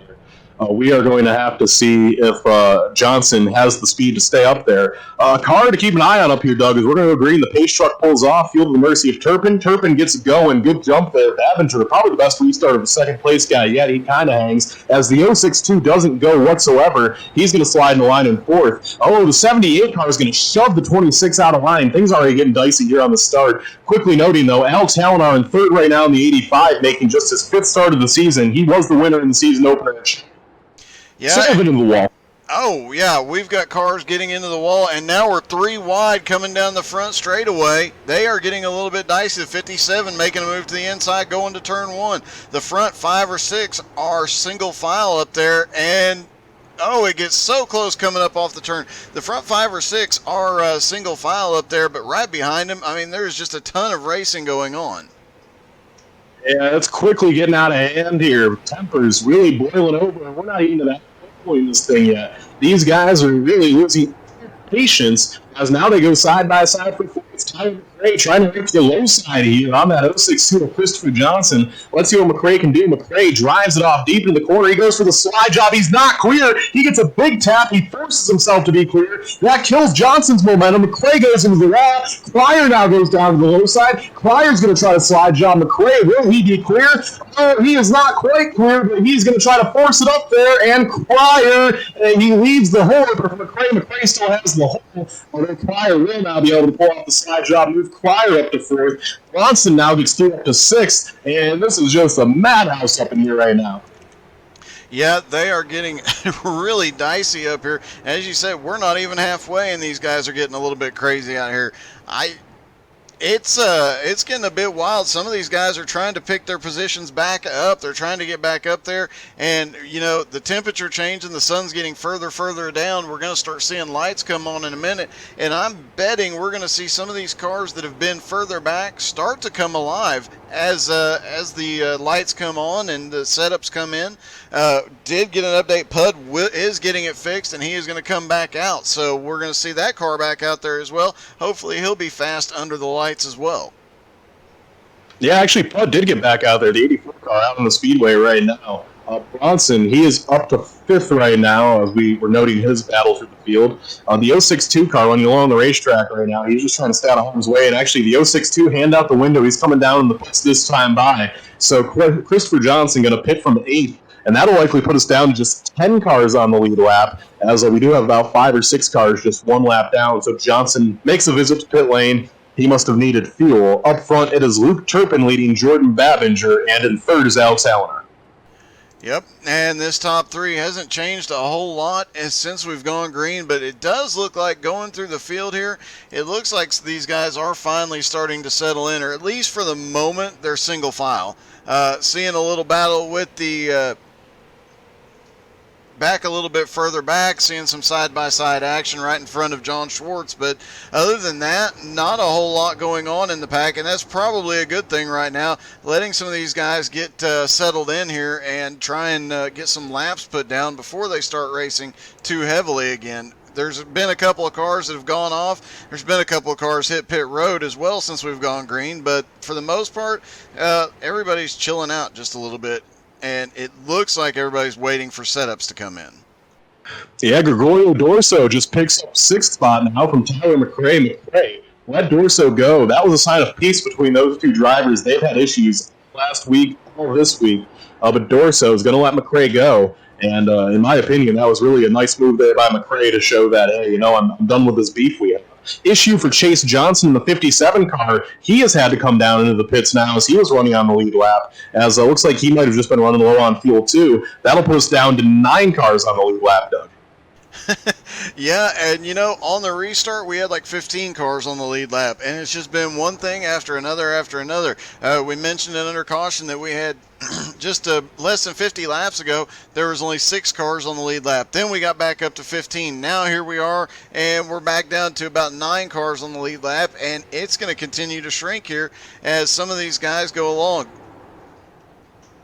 I will tell you what right now, Doug, that 48 of George Babinger is absolutely quicker than Luke Turpin. And the 48 of Babinger, Doug, what I have to say about him is the DBR team, their setups have gotten better as the season's gone along. I would say Luke Turpin, he stayed consistent. He's been fast all year. I wouldn't say they've really been gaining speed over the last few weeks. However, that DBR camp, especially Jordan Babinger, they have been getting faster and faster each and every week. And right now, that 48 car is by all means looking like the best car on the racetrack right now. Yeah, it does look like Luke Turpin, who did his first run, he was extremely fast, checked out from the field. His second run, he was nowhere near as fast, maybe a bad adjustment. It looks like whatever was wrong has been fixed because he's got some speed again now as well. But I do believe the 48 car is actually, of the two there in the lead, he is had the fastest lap on the track. And it is by 1/100th of a second that his lap was faster than Luke Turpin. So not a huge amount, but enough to wear him down over time. Somehow unnoticed by us, but in that caution, Austin Edwards got involved very late. We didn't notice it during the yellow, but he got turned into the fence very late. He's on pit road. He's been sitting on pit since that caution. He's 20 laps down. Edwards is not a factor in this race. It somehow slipped past us. With the 66 car, a championship contender, much like Octavio Rondoletto, he is not going to have the night he wants. That's two guys in the top 5 in points out tonight. That's definitely going to shake up the points battles as things go along. These guys could, some of these guys that were a little bit further back, they might be able to close up the points on the leader. We'd mentioned that they were midway through the season and the points battles were heating up, but I think they're going to be even more heated after this week, given the way this race is going, given the way that some of these guys have been out, and things are definitely getting very interesting for the season as a whole. Yeah, that is that is a huge story here. And then you have a couple other guys that are up there in points, like Luke Turpin, Jordan Babinger, Tyler McRae, and John Schwartz. All 4 of those cars are running in the top 10 right now. And Turpin and Babinger specifically, they're up front leading this thing. So the points, they're going to take a drastic change after this race with the way that things have shaken up. And Doug, we're going into an off week, and then we come out of the off week with a crown jewel race. XCAL has about 3 or 4 races each year, kind of like NASCAR with the Daytona 500, the Brickyard 400, the Coke 600, the Southern 500, the crown jewel races. XCAL kind of has their own with the season opener. The Michigan race was one. The late season Bristol race is one. We have an off week, and then we go to North Wilkesboro, Doug, where we're going to have throwback paint schemes. It's going to be a whole throwback weekend, and that's kind of a big crown jewel race coming up. So with the way the points are shaping up in this Thompson race, that next race at North Wilkesboro is going to be huge. And you know what? I absolutely love Wilkesboro. It's one of my favorite tracks. I remember the sadness watching the day that it closed, and I am so thankful that iRacing has it out here. I will watch anything. I would watch tractors run around there. But these guys, they're going to put on one heck of a show at that track. I spent part of the morning working on a setup for that track for the super late models, and I can tell you that anything you get on that track in is fun. You're going downhill on the front straightaway, uphill on the back straightaway, and even though the banking is the same, the angle of entry, everything is different at each end of the track. We've seen these guys running these tracks that, like this one, that are fairly symmetrical. There, it's nothing symmetrical, and you mentioned Babinger, and his setup and his chassis has improved so much over the last few months. Those guys that have the best chassis setup, the best overall setup, the best gearing, everything, those are going to be the guys that will dominate there, because you have to set the car up to be good at one end of the track and decent at the other. You can't have it good at both ends, so you have to adjust the track adjust the car to the track, and one end will be faster than the other, and things always get sketchy there. It's such a great short track. We'll go back to that in just a second. I want to make note here. Kendrick Pryor has caught the leaders here, Doug. But we have not mentioned his name much all night. He's been running up on the lead lap. But Pryor, he is up there in 3rd place right now, and he has tracked down Babinger and Turpin. He's put the fastest laps down on the racetrack in that 26 Dive Bomb racing car. And what a good run so far for the young man from Wisconsin. I believe he's only 13 years old. As the lap car of Art Hendren gives him a scale, he gets way out of the groove, and he's going to lose all that time he just gained. Unfortunate break there for Pryor. Still going to be running in 3rd, though. But, Doug, back to the North Wilkesboro thought. With North Wilkesboro, Doug, you're right. You are absolutely right. You cannot have it both ways there. You have to set up to be good in one corner and just try to hope to be decent in the other. For me, Doug, the way I've always looked at it is be good in 3 and 4, because if you end up in a battle for the win, you want to have the advantage in 3 and 4, I believe. So I think that's the way my team will probably be going, but that's not everyone's strategy. Other guys might want to be good in 1 and 2. All I know is that I am so excited to see the street stocks run there. They put on a good show there, and hopefully we get something reminiscent of NASCAR in the 80s and 90s, man. So many great battles at that track between names like Bodine, Earnhardt, Waltrip, Rusty Rare. So many greats had so many all-time great battles that hopefully the XCAL guys can have the same. Yeah, you had incidents there with Michael Waltrip getting into gates. You had all sorts of incidents there. And some of the best short track racing in the world goes on at that track. So really looking forward to seeing that. And hey, it sounds like they might actually get that track rebuilt, redone, and we may get another version. So we will see what happens coming down, and we'll see what these guys can do there in a couple of weeks. It is going to be exciting. I'm looking forward to that. Meanwhile, Kendrick Cryer is having to work his way back up to the 48, but look, there's only one car between him and the 48 now. I do believe Kendrick Cryer might be faster than Jordan Babinger and Luke Turpin. Plus, coming into lap traffic, that young man might be able to get through this traffic better than these guys. We'll have to wait and see, but he's definitely been coming through traffic really, really well. As we got a car up in the wall, it's a 17 was up in the wall in 1 and 2. Oh, wow, that's a tough break there for Jeremy Leto as he puts that machine into the wall a little bit there. So Turpin, he's going to get back out there now. Babinger is going to be in second. Third's Cryer. Cryer's caught back up. And Jonathan Bronson in fourth. Cryer pulled away from Bronson twice. Doug, as the lights go down and as the sun goes down and the lights come up here, Doug, I think that 15 car has lost a tick. I think he's a little bit slower, and I think Babinger and Cryer are the cream of the crop now. I mean, Turpin might not be showing his full hand. He's a crafty guy. He doesn't always show his full hand, and I'm sure he probably has a little something we don't know about right now. But from what I'm seeing in this race right now, I do think that for Jordan Babinger, Kendrick Cryer, they look like the two fastest cars on the track to me. Yeah, we did mention, Turpin was a little bit slow on his second run, but now the lights are coming on, sun's going down. The 15 car was the fastest car during the first probably 75 to 100 laps. He just never forced the issue for the lead. Now here he is, he's dropping back, and his lap times, when he's got clean air, he's doing fairly equal, but he is struggling a lot of the track a lot more than these guys up in front of him, and he just doesn't seem to have as much grip. We saw him able to run on the bottom extremely fast earlier. He has not tried to go to the bottom and pick up positions since that last caution. He's been midline to highline the whole time, as we're starting to see another thing that is popping up as the lights go down. The track has gone multi-groove. Oh, Johnson loose. Johnson saves it, but that's going to hold up Kendrick Cryer, and Cryer will now get passed by Bronson. Tough break there for Cryer. And Doug, anytime Cryer catches the leader, something unfortunate has happened with a lap car, although Cryer does take the position back from Bronson.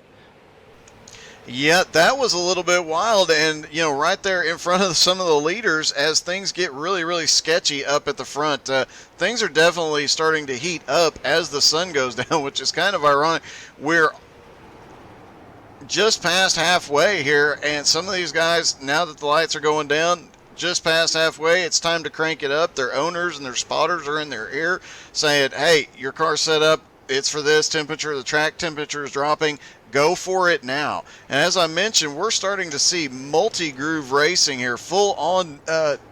I saw Jonathan Schwartz and the cars around him a moment ago. Looked like they were running about 3 different lines, trying to find some packs here.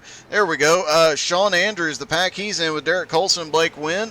You're seeing multi-groove racing here, and that low line is not as slow as it was as the 85 drifts up mid-corner. All right, so we're going to take a commercial break now. We're going to give a quick shout-out to our friends at Butt Kicker, Sim Racer Coin, and the XCAL Weekly Commercial. Do not go anywhere. We'll be right back with the second half of the K2 Sauce 350.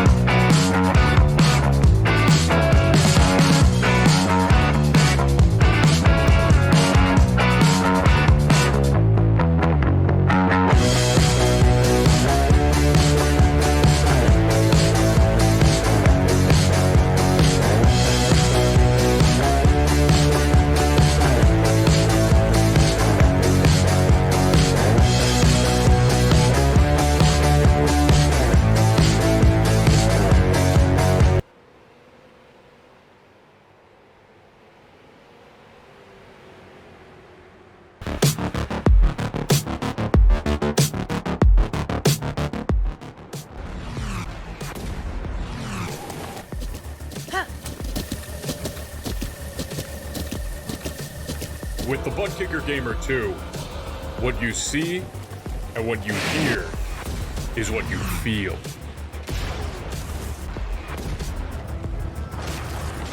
Butt Kicker. The future is feeling.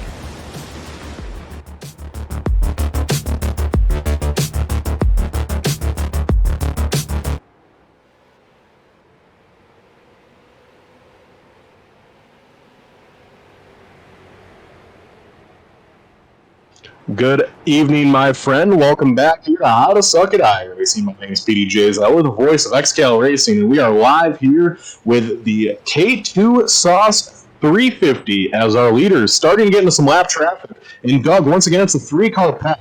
So we were talking over there on the commercial break. Kendrick Pryor has 3 times lost the lead pack, and all 3 times drove right back up to their bumpers. Either these top 2 are saving something, or that 26 car is the best car on the racetrack, because Cryer in that 26, man, he has been running these guys down. And Doug, that's actually not his normal number. His normal number is 15, as I see a little smoke on the track. But actually, Jonathan Bronson is going to be penalized because he joined this race in the wrong number, took away Cryer's number. So I don't know if you're familiar with basketball much, Doug, but that kind of reminds me of that. Oh, is Travis Suka hard in the wall? But that kind of reminds me, Doug, of that time in the 90s whenever Michael Jordan had his jersey stolen pregame, and he had to play the whole game, and I think it was like number 52, a random number he never played in before, and he still put down 50 points. That's kind of Kendrick Pryor right now. Someone stole his number before the race. He had to go pick up a random one. But kind of like MJ in the 90s, he is balling right now up to food. Yeah, and like MJ in the 90s, he has had several issues happen right in front of him. A couple of times that he's had a setback, and he is still coming as the 2 leaders duck to pit road. Turpin and Babbinger going to pit road now, and Kendrick Pryor to the lead. Now is his opportunity. If he's got enough fuel and enough tires left, he could run away. He has definitely had the speed this whole time. He has a great opportunity here to advance his position, put a little speed, and put a little gap between him and those 2 other cars. Bronson is the next car in line, and he is 2.4 seconds back, and there's several lap cars between him. Bronson just kind of hanging out. So, you know, this is Kendrick Cryer's big moment right here for tonight. And one thing about Kendrick Cryer here, Doug, that I've really noticed about this kid is when he is on, Doug, like the 26 car, he'll have nights where he's just mediocre, he'll run around 15th, and he'll have an okay night, but there's never usually, you don't see him just running in the top. When he figures out the setup, Doug, he figures out the setup in that 26 car, and normally the 15. But it's like Cryer, he's either just a mid-pack car or he's competing for the win. When he's on, he's on. And as he's going to come into the pits now, looks like green flag pit cycle is underway. This would appear by everything's pointing in the direction is this is one of the nights he's on.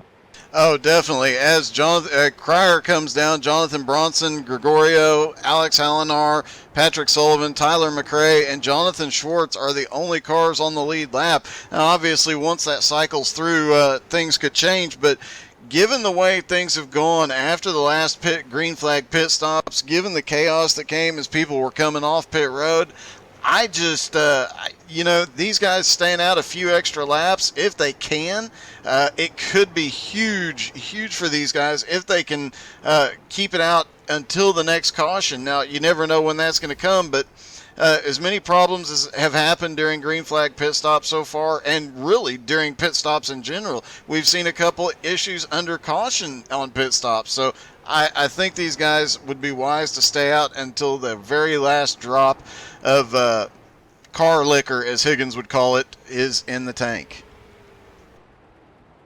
And with his pit stop cycle, Bronson has gained lead. Gregorio Dorso's up to second. Third's going to be Alex Hallinar.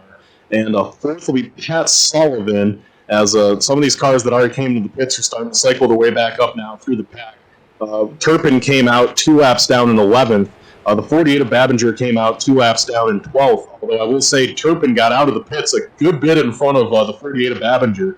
Turpin does have a decent advantage now over the number 48 car. We'll have to see what everyone cycles through. I'm curious to see what Pryor is going to cycle through. That car is exiting the pits right now. And Doug, he actually got out of the pits in front of both Turpin and the 48 of Babbinger. He got out ahead of them by quite a bit, so when it cycles through, it's going to be Pryor with a pretty decent margin of lead. Yeah, and some great strategy there by that young man. Him staying out as long as he has, it's definitely paid off with that gap now that he has built up in front of these guys. And if he can keep out there and wait for everything to cycle through, he's going to have the lead. And it looks like he's going to have a 4-second advantage. As of right now, he has a 4-second advantage over Luke Turpin, as it looks like Jonathan Bronson now coming to pit road. So that gives the lead to Hallinar. And all these guys pitted roughly the same time under the last, or a couple of cautions ago. So, you know, they're all going to be within about 5 to 10 laps of each other. We'll have to wait and see if anybody out here pitted and any later, maybe a lap or two later under caution. But these guys are all going to cycle through, and that's going to give that lead back to Kendrick Cryer, I do believe, with a big lead. Crier's going to have a big lead. Hallinar does take over the lead for the moment. Hallinar is well, it looks like Gregorio Dorso tried to come into the pits. He couldn't quite make it. Dorso's coming down this time. Pat Sullivan still is yet to pit. But like you said, Bronson came down. And then McRae and Schwartz are the other two that we're still waiting on. Schwartz might just be trying to lead a lap here. As Dorso dives down, Hallinar dives down. Let's see if Pat Sullivan dives down. He's going to stay out and lead a lap.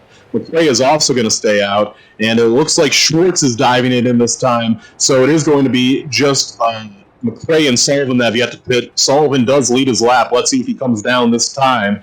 And it looks like Sullivan is going to stay out for another lap, so Sullivan's going to lead a couple laps here before he comes down. McRae staying out with him.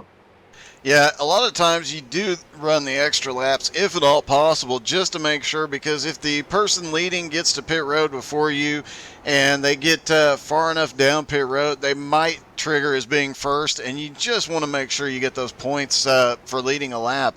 It can pay off. That 1 or 2 points could pay off tremendously later in the run. Although Pat Sullivan stays out another lap, as does Tyler McRae right behind him, and now they might actually battle for the lead. They're nose to tail coming to green flag stops, neither one of them having stopped yet. And you know, that could get interesting as well. If one of them tries to get to pit road and the other one doesn't, that could cause a problem between the two of them. So we're tight out there on the speedway right now. As McRae does stay out to lead a lap, Sullivan came into the pits, and it looks like we are getting closer and closer to the cycling through to... Actually, Doug, this is going to be interesting. Greg Holes is going to be the leader right now. I don't know if he's pitted yet. Let me look at his telemetry. It does look like Holes has not come down some time. Jeremy Leto stopped near the pit lane. Let's see if that might draw a yellow. I don't think it will. But Holes, he is, I think he's going to maybe, has yet to pit, so he might cycle through and lead a lap. He will. McRae, or Pat Sullivan has dropped to pit road, and McRae has as well, so Greg Holes should take the lead this time by, but he's going to drop to pit road, and that's going to give it to Kenny Tripp, at least for the moment, and it looks like Tripp might actually have figured something out with that car. He's obviously not the fastest out there on track right now, but we saw him just all over the place earlier, couldn't hold a line and just struggling with the handling. He's made some adjustments. That car is fast again. Wow, what a move there for him. So McRae comes into the pits, and now the lead is going to cycle through to Kenny Tripp, who is yet to pit. He is just in a mess right now. And Kenny Tripp, all the way on the bottom of the racetrack, he is in the lead, although Cryer takes it away from him before Tripp even pits. So Cryer cycles through the lead. Actually cycling through the second, Doug, is Jonathan Bronson. He beat Turpin out of the pits. Turpin's going to be third. Babinger is going to be fourth. And looks like Pat Sullivan, or maybe Pat Sullivan's going to cycle through in fifth. We're not certain yet. But nonetheless, it's going to be Cryer with a 3-second lead over everyone. Although, Doug, he has an absolute disaster of lap cars up in front of him. Yeah, and these guys have been battling side by side for a while. We saw the 88 just a few laps ago slap the wall pretty hard, and he does have some significant damage on the right side of his car. All these cars right in front of Cryer have a little bit of damage, except for the 04, it looks like. So, you know, these guys are all struggling. The 84 comes up off pit road, right? Pud is back out on track right below this group of lap cars and manages to stay low, but that got very sketchy as he came back up on track as well. I'll tell you, the crew chief on that car has to be terribly frustrated, Doug, for how many times Pud has had them float that thing into the hauler just to unload it. And now it appears Putt is just driving around the track 60 miles an hour in the low lane. I got to respect him for going back out there and fighting. It's just funny how many times he's changed his mind on what he's going to do. Yeah, he almost got into the 82 as he's letting them go by. Looks like he's trying to actually pick some speed up, but he can't find a... Well, he had a gap there and couldn't get up. I don't think he has full speed in that car, but he might be trying to pull something off to thinking about the points long term. He might be trying to save that car and pick up as many positions. We've got a couple other cars several laps down on pit road with repairs, and it might be his main objective here is just to see what he can pick up. And we've seen it in the past with NASCAR as the 04 gets loose in front of the leader. The 04 gets loose in front of the leader. Everyone's going to miss that for the most part, it would appear. That will kind of clean things up a little bit, actually, for Cryer. Everyone got widened out there to miss that. And what that's going to do for Cryer is that will now allow there to be a clean racetrack in front of him. As there's just 7 cars in the lead lap here, Doug. As a caution would shake things up tremendously in this race. As we are 214 laps into this 350-lap affair. Worth noting as well, Doug, the 15 car of Bronson and the 454 of Turpin, they're tracking down Cryer, the leader, right now. However, I think a lot of it has to do with this lap traffic.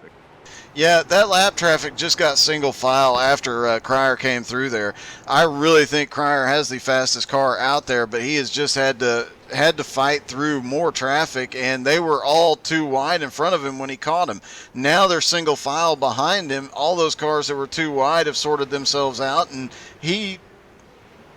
the guys behind him have the advantage at least coming through that traffic, but we'll see how hard Jonathan Bronson is fought as he comes through that traffic, and he is not nearly as fast. He is actually not hanging with the 99 car right in front of him, who is a couple laps down. He can't hang with him right now, so Kendrick Cryer might have another opportunity to run away here if he can get that thing going.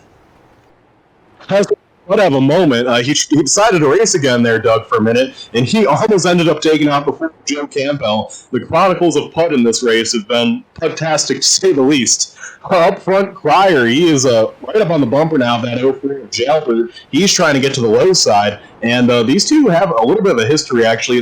Cryer rips doors there with the weapon. The weapon is going to get into the outside rail. Tough break there. He's going to spin into the infield. Let's see if he can hang on to that car. The 04 car loose, hangs on to it, and he saves the 04 car. Jailbird 10 laps down in 30th.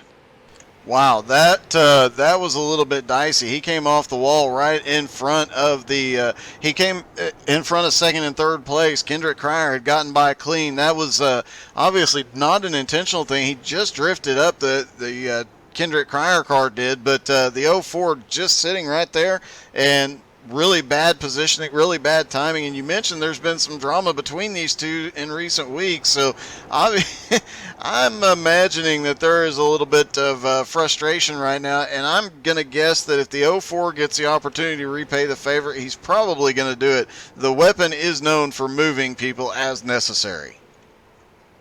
He certainly is, and there's a reason they call him the weapon, although I would say in recent weeks he has been a lot less weapony.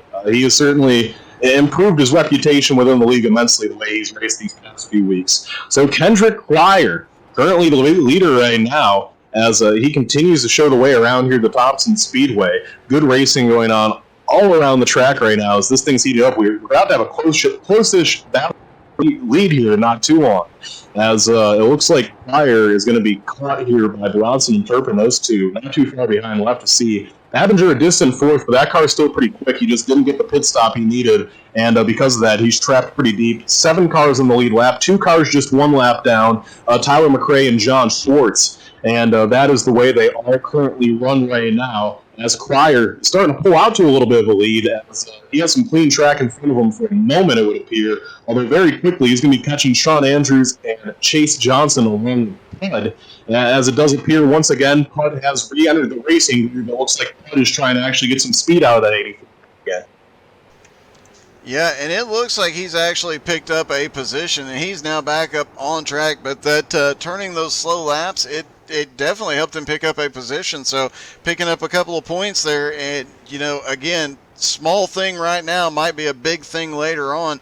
He is now back up to speed and maintaining pace, actually looks like he's got a little bit of speed to it. He's closing in on the 17 right in front of him. So as a big group of lap cars right in front of him, he's got speed and maneuverability, so he might be able to get some more positions before this thing is out. Rough up and down night for him, though, and we'll have to wait and see how everything plays out for him. Yeah, and the leaders are quickly coming up on him, and we are on lap 225 here as Chase Johnson crosses the start-finish line. We're going to take another time out and give a shout-out to Try E-Coolers, the XCAL Weekly Commercial, and Butt Kicker. Don't go anywhere. We'll be right back with the K2 350.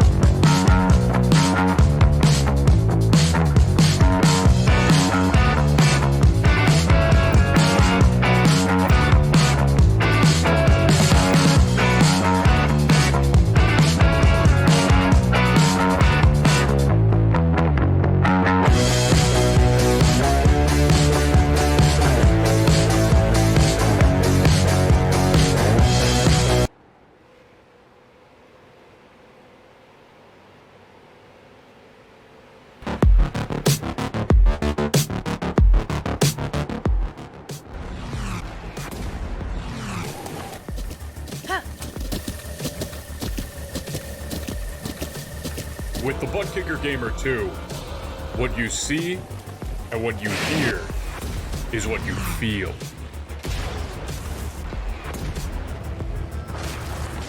Butt Kicker. The future is feeling.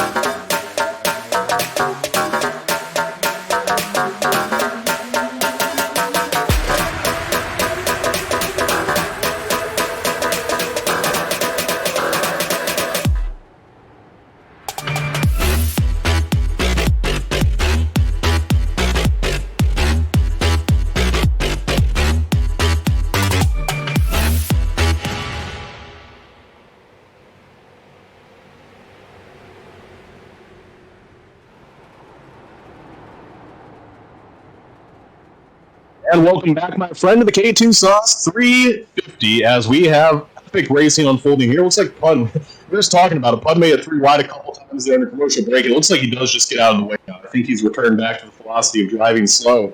And Doug, I hate to keep focusing on the car running 34th so many laps down right now. The battle for the lead is starting to heat up. Bronson has caught right up to Cryer. My last thought about Pud for a while, we'll stop talking about him, is just I find it so funny how he tries to run on the bottom and not get in accidents when they want to just stay out of the way and be slow. But that's the ADHD kicks in, man, and he just starts racing 3 wide for no reason, even though he's 80 laps down. It's so entertaining to watch as Cryer works through lap traffic.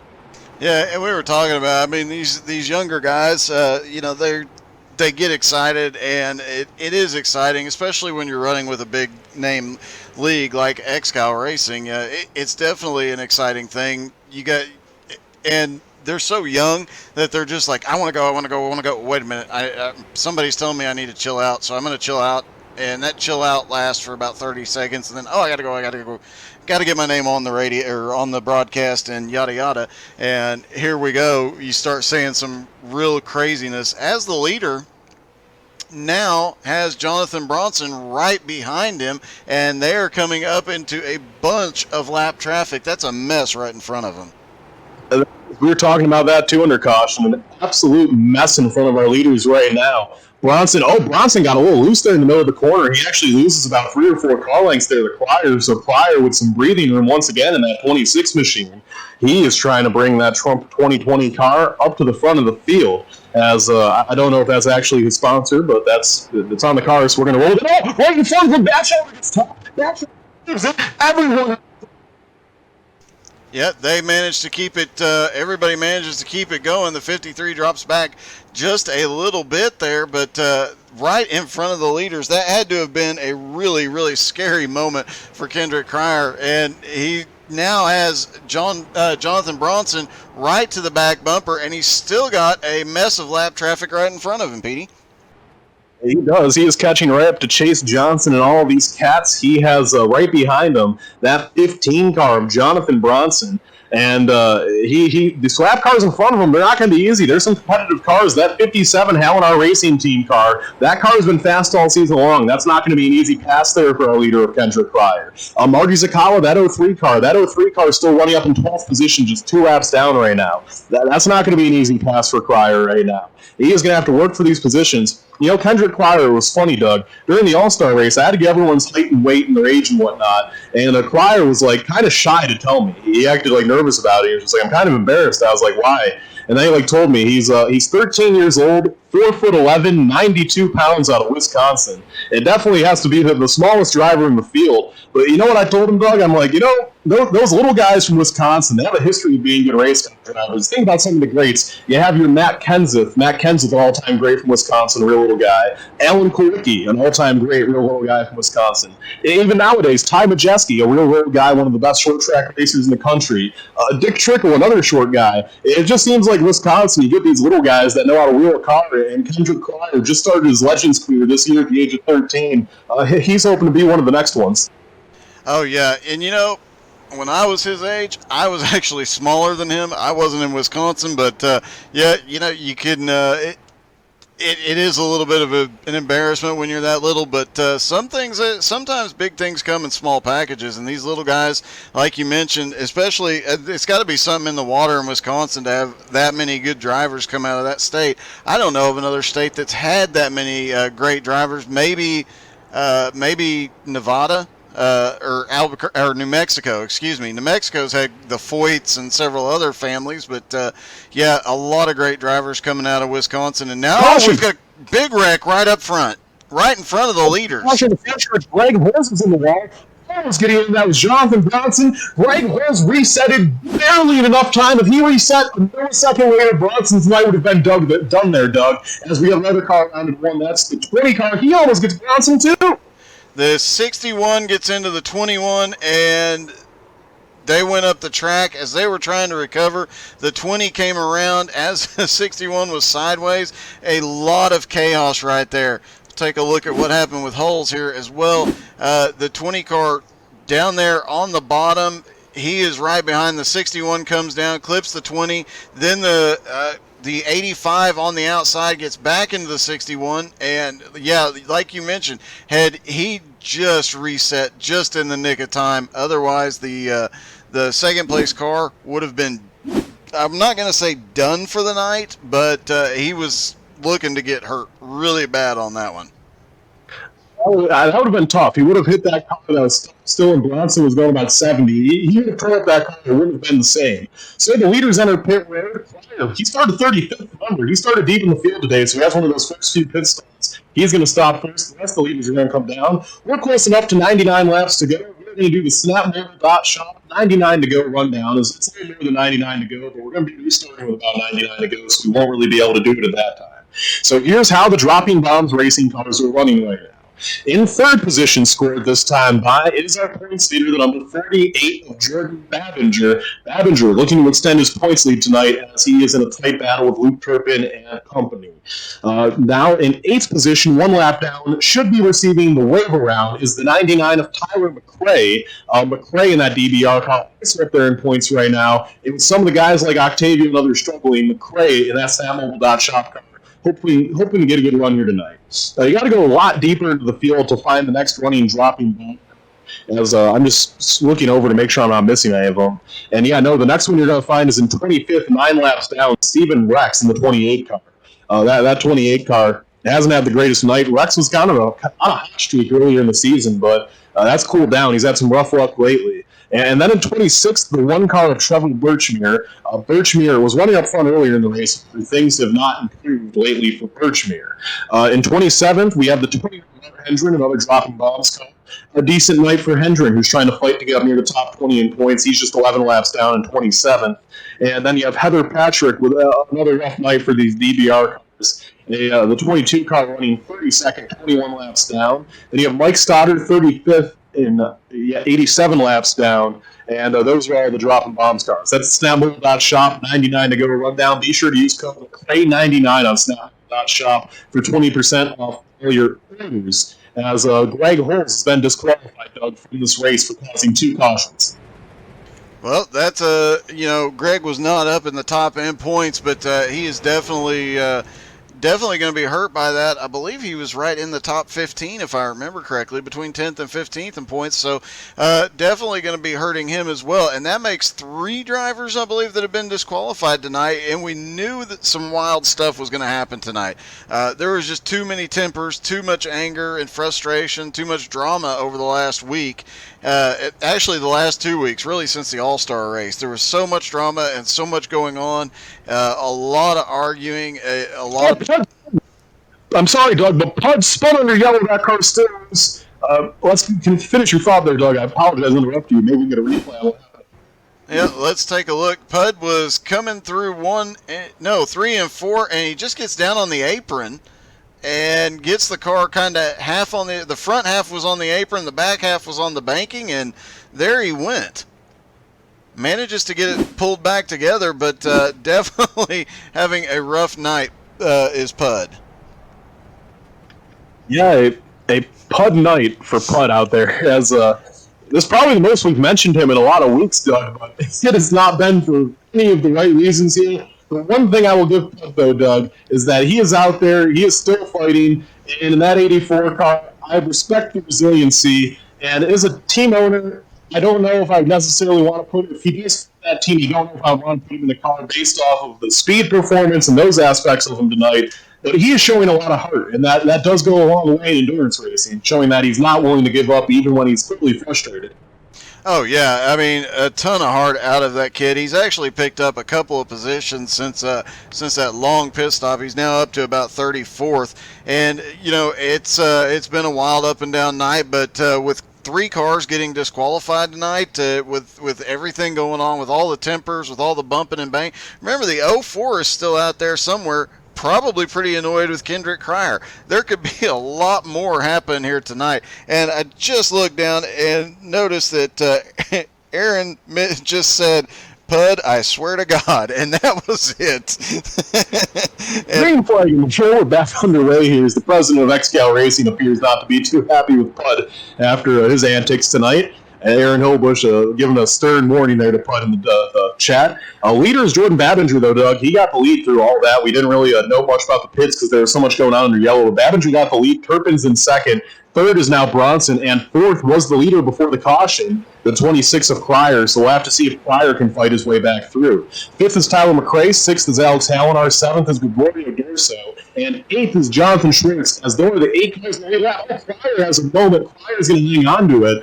And then one lap down, you have Pat Sullivan in ninth and Kenny Tripp in 10th, and then Paul, 11th on back, are all 3 laps down or more. So there's really only like 10 cars within spitting distance of this thing with under 100 laps to go. Yeah, and very interestingly, somebody in front of, I haven't been able to figure out who just yet, but somebody right in front of Cryer, the first couple of laps under green was smoking the tires all the way through the turns and managing to hold on to it, maintain speed. It was that making it hard to tell who it was, but if you're Kendrick Cryer, you've got a fast car. He's already passed a couple of lap cars. He's jumping to the inside to get another one here. He's definitely worried about those lap cars around him that he's having to fight through. He is currently about 4 seconds back, but that gap is actually closing very quickly as the laps go on. Green flag dropped. He managed to get through a lot of lap traffic, and here he comes. If I were Jordan Babinger, Luke Turpin, and especially Jonathan Bronson, I'd be a little bit worried about that 26 car. I really would be too. And Doug, up to this point in the race, incidents, that's something that we like to take note of every now and again.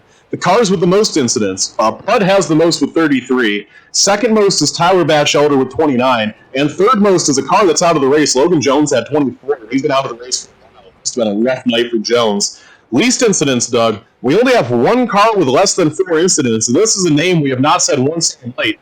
15th place, Jeremy Leto right now in his 17 car. It's a small operation, pretty underfunded, but they struggle to get good at the chassis under that car. Right behind him, there's a spin. But he has one incident right now, Doug. Only one incident for the 17 and 15. Couldn't tell who it was that was sideways right behind him, but there was a car, a couple cars back from him while we were looking at Leto that got completely sideways. They ended up 3 wide in 1 and 2. Everybody managed to sort it out, but a little bit. Oh, we've got a wreck in turn 3. Mason Foster is in the wall. We'll see. Caution is out. Let's take a look at what happened to Mason here. Pud had a moment there, almost getting into Foster there late. Take a look at that as well as Foster gets down there. Looks like he just came across the nose of the 78. Thought he had more room than he did. He didn't actually hold the brakes there, and that is why Pud came out of nowhere and had to lock the brakes up to get to him. So that will tighten up the field, though, Doug, and what that will do is that's going to put Pat Sullivan and Kenny Tripp back on the lead lap. Jordan Babinger is going to come in the pits. He dives down right away. Turpin's going to stay out. Bronson stays out. Crowder stays out. Let's see what McRae does here. McRae is going to stay out. Looks like Hallinar might be slowing down to come into the pits. We'll see what Hallinar does here. Hallinar stays out. And then Dorso and Schwartz will have to see. And there's going to be 10 cars in the lead lap, though, and Blake Wynn should get back to just 2 laps down here, as he should be the third Lucky Dog recipient, as we should go back to 10 cars in the lead lap. Well, I will say this, with less than 100 laps to go, everybody needs to hit that share button because it's about to get really dicey. But we just got some huge news in the chat. Per Octavio Rondoletto, the 77 and 78 cars are for sale. Oh, that is a shocking move that the man up in the top 5 in points right now is putting the car on sale.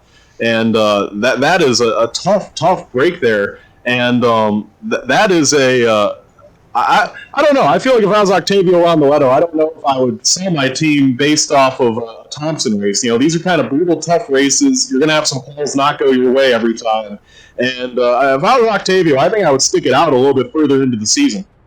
And Pud is reiterating that the 84 is on sale. So there's going to be 3 cars, possibly 2 teams, 3 cars possibly for sale here before this thing is said and done. So if you're interested in getting into XCAL racing, I think now is the time.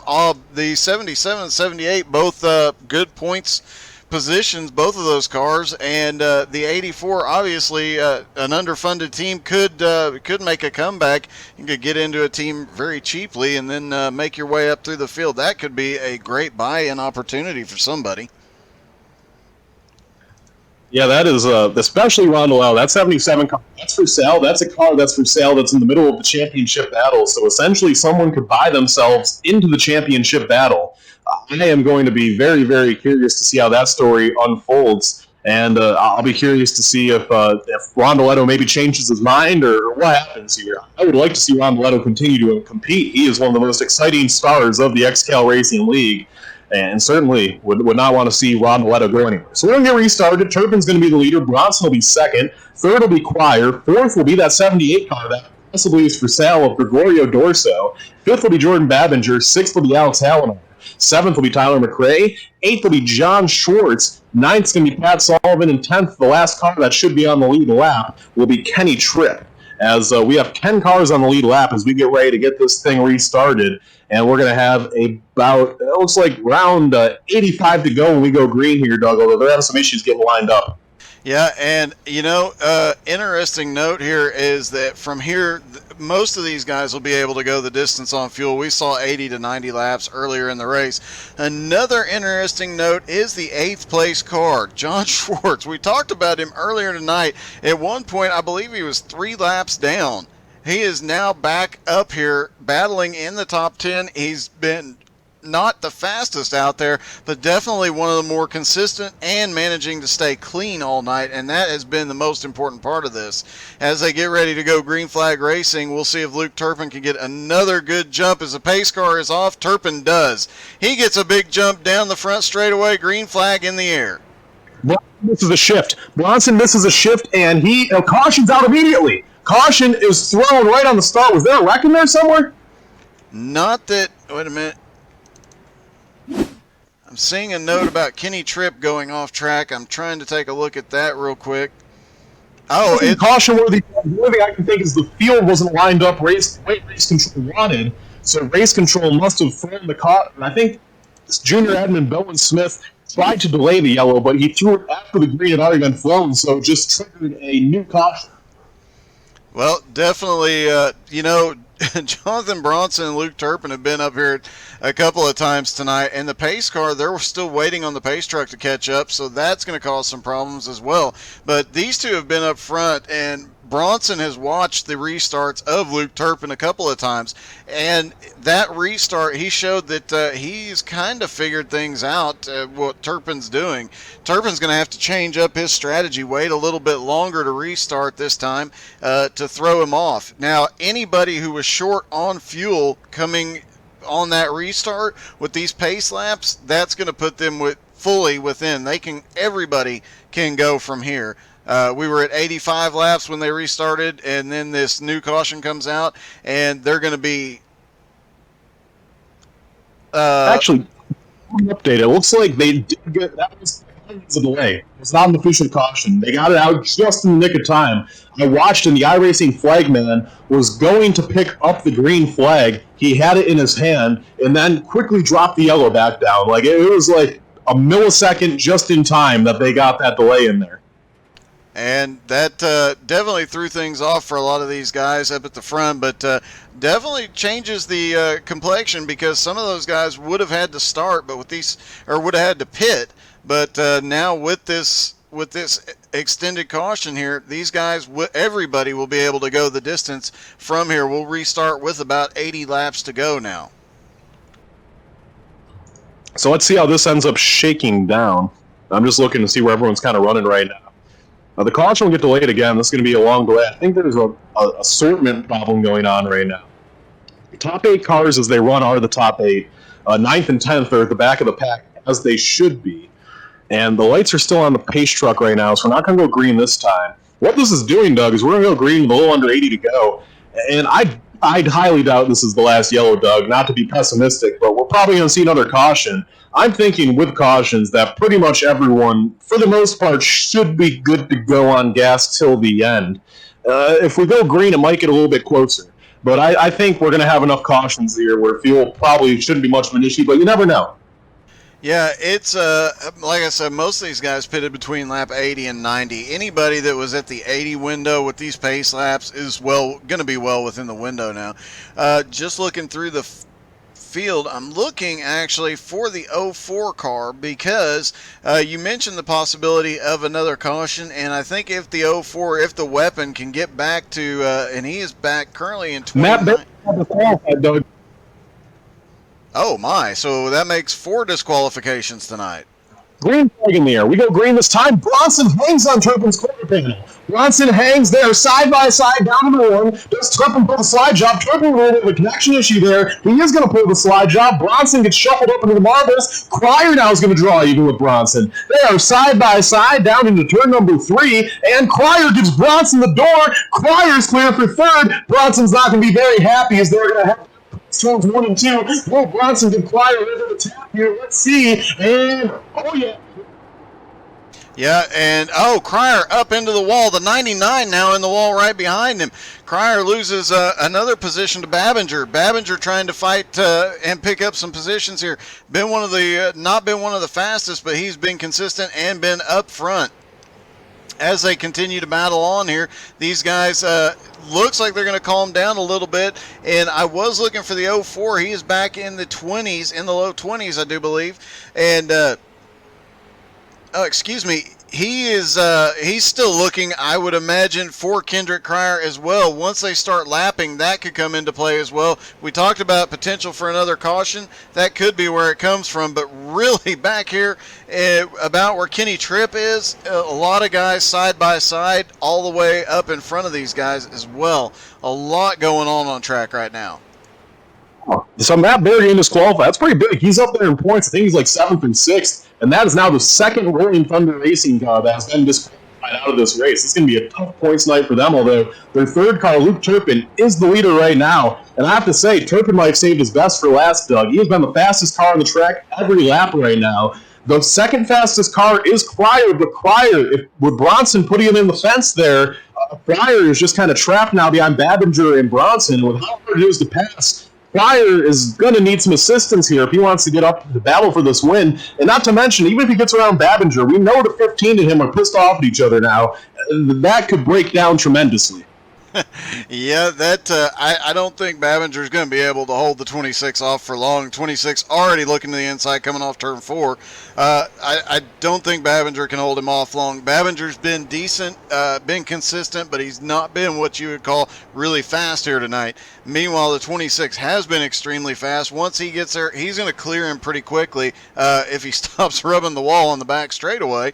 But once he gets up there to the 15 of Jonathan Bronson, they might have settled it with Bronson putting him up into the wall. We'll have to wait and see, or we could see some more beating and banging once they get together.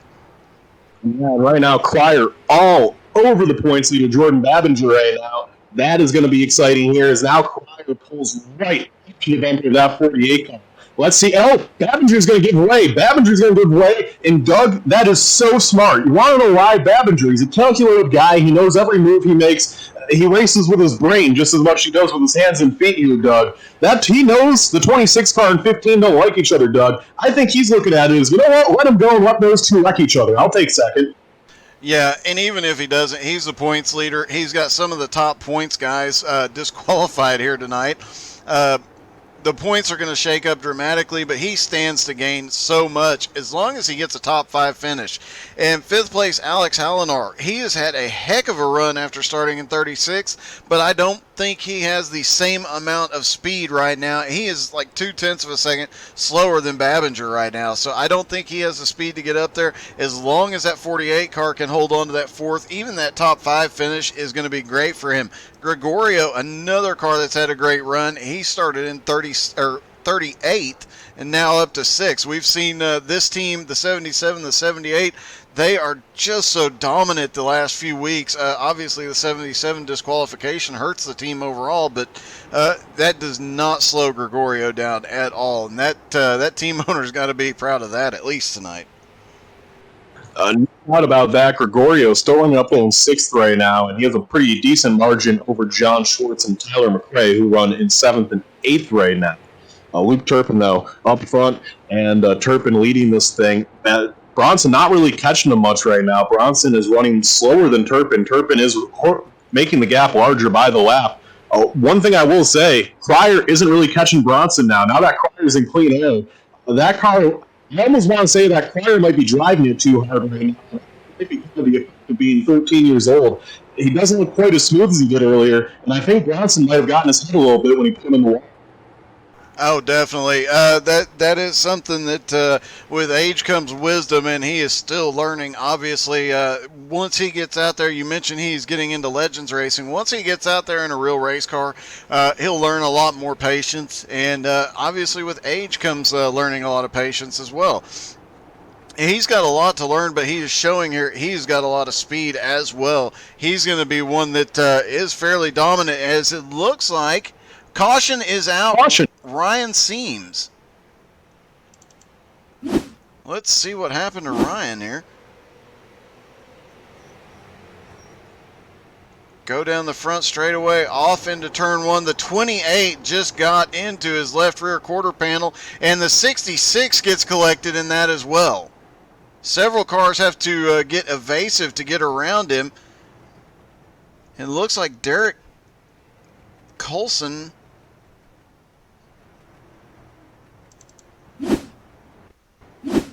in the 5 car. Let's see what happened to him. I'm showing him something happened to him. We'll have to wait and see here.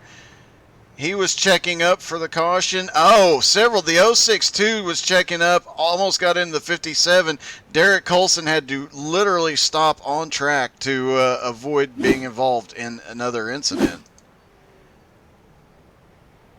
That's a terrible break there for him. But Colson right now, Doug, I'm going to knock on wood because he has not had many good runs this year, but he is running 12th right now, which would be a season-high finish for him. And with the way the cautions might fall late in this race, he could still possibly get back on the lead lap. He's going to get one of his 3 laps back here, so he'll only be 2 laps down after this caution. Sullivan's going to get back on the lead lap, and Blake Wynn in 11th is going to be back to just 1 lap down here, as we are under another caution period here. And it looks like everyone's going to come into the pits. I don't believe anyone stayed out, as we have Turpin. He came out of the pits in first. Or excuse me, I just want to confirm that right now. It looks like Turpin came out of the pits, and actually, no. I think Kenny Tripp didn't come into the pits, Doug. I think Kenny Tripp might be rolling the dice. Taking a quick look at the pit strategy, no, Tripp did not come to pit road. He stays out, so very interesting change. Oh, now he's coming to pits. Yeah, I was wondering if someone would try it. Not be Tripp. So it's going to be Turpin in the top spot. Babinger will be restarting second. Third will be Bronson. And now fourth will be Cryer. As receiving a black flag is Ryan Seams. They deemed the caution was on him. And, wow, the cookie continuing to crumble here from the Thompson Speedway. As we have 9 cars on the lead lap right now. About to be, we're about to have 10 when Blake Wynn gets his next wave around. And just a epic race here so far, Doug. I mean, this has been unfolding all race long, and here we are at the end of this thing, and the excitement continuing to happen. Yeah, and tempers are definitely the third place car and fourth place car. Jonathan Bronson, Kendrick Cryer. We'll have to wait and see if that feud is done or not. As some of these guys get their wave around, they're going to start side by side, so we'll see how that plays out. Several other cars out there that definitely trying to pick up some positions as they get back to the lead lap, that they're going to be fighting their way through and just getting everything they can, and that could cause some more issues as well. And it is worth noting, Ryan Soper, our PUD update, he went off track a little bit ago and ended up having to go back to pit road, saying his car is almost undrivable at this point. We'll have to wait and see if he tries to come back out or not here tonight. He's told us he was going to stay on pit road a couple of times. He's managed to come back out, showing a ton of heart. But this late in the race, it might be advisable to stay in, especially given the problems that car's having. I don't know. I want to see what Pud has. Just we'll have to see. If he can stay out of the way, he'll be okay. See if Pud can continue to fight. Up front, though, it looks like we are, I don't think we're going green this time. The lights are going to stay on the pace car. So we are going to be staying under green flag, or under yellow flag conditions here, rather. And after we get a restart here, we're probably going to take a quick commercial break, although, honestly, we'll have to see. We might wait for a quick caution. Tough break for Pat Sullivan. He was running in the top 10 with just 80 laps to go, Doug, and the motor blew on that car. So Sullivan, top 10 guy in points, he was up in the top 10. That car's motor blowed, and now it's probably end of the race there for Sullivan. He's already back down to 17th. He's going to continue to lose spots. Terrible break there for Pat Sullivan, and that'll put Derek Colson up to 11th right now. A really good run for Colson, looking for his first top 10 finish since 2014. Here we go through 3 and 4, and it's Turpin with a good jump, but on that high side, he did get going. Babinger is still up top of Turpin. Turpin tries to pull up. There's nowhere to pull up. He will pull the side job off. Let's see if Babinger uses the bumper. And using the bumper's Cryer. Cryer is sideways down on the infield. He collected somebody else. We'll have to take a look at it. But we are not yet. Now we get the caution. Let's see what happened with the 454. Got loose, got a little punch, and got sent up the hill. And that is what started this whole chain of events. As the 48 of Babbage. Turpin wrecked after the caution. Him and Bronson wrecked after the yellow came out. Turpin spun. He wrecked. He's no longer the leader. Oh, wow. Okay, so we just watched. Let's see if we can find that one.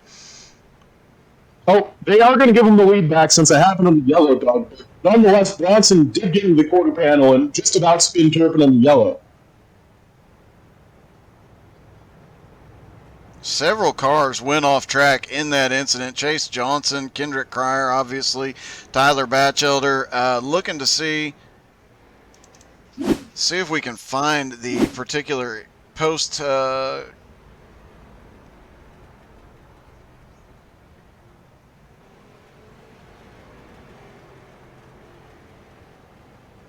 Looks like we might have just missed that one. Let me try another angle here and see if we can find it. But that's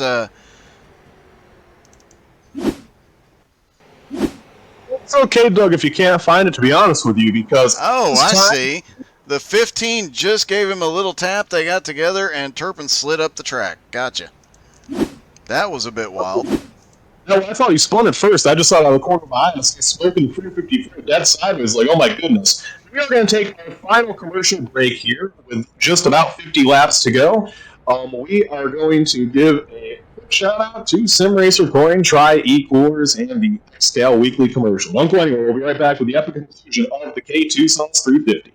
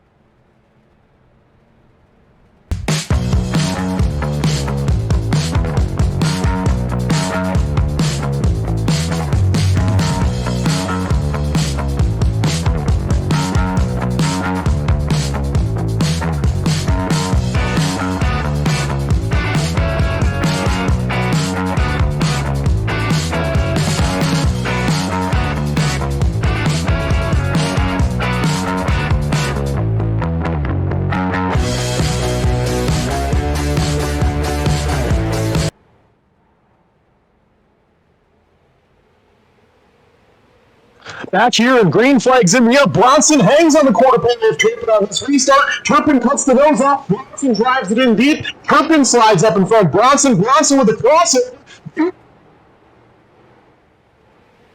They are side by side coming down the back straightaway. The 15 and the 4. Oh!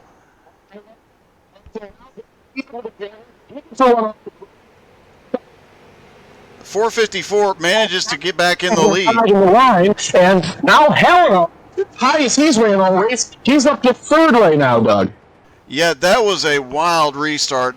Those guys racing side by side. Bronson was going to go for everything he could, and he definitely tried it there. And now the Halinar racing car up to third, and Alex Halinar having a great run after starting in 36th. Right behind him, Babbager, after the caution, is running fourth. Gregorio now up to fifth. The biggest news, though, back in ninth place, Kendrick Cryer trying to fight his way back up into the top three. He got spun down to the inside. He lost a lot of positions on that caution. Still in the fight, though. He has not given up yet, and he is working his way back up, trying to run down Tyler McRae, but Tyler McRae is like a half a straightaway away.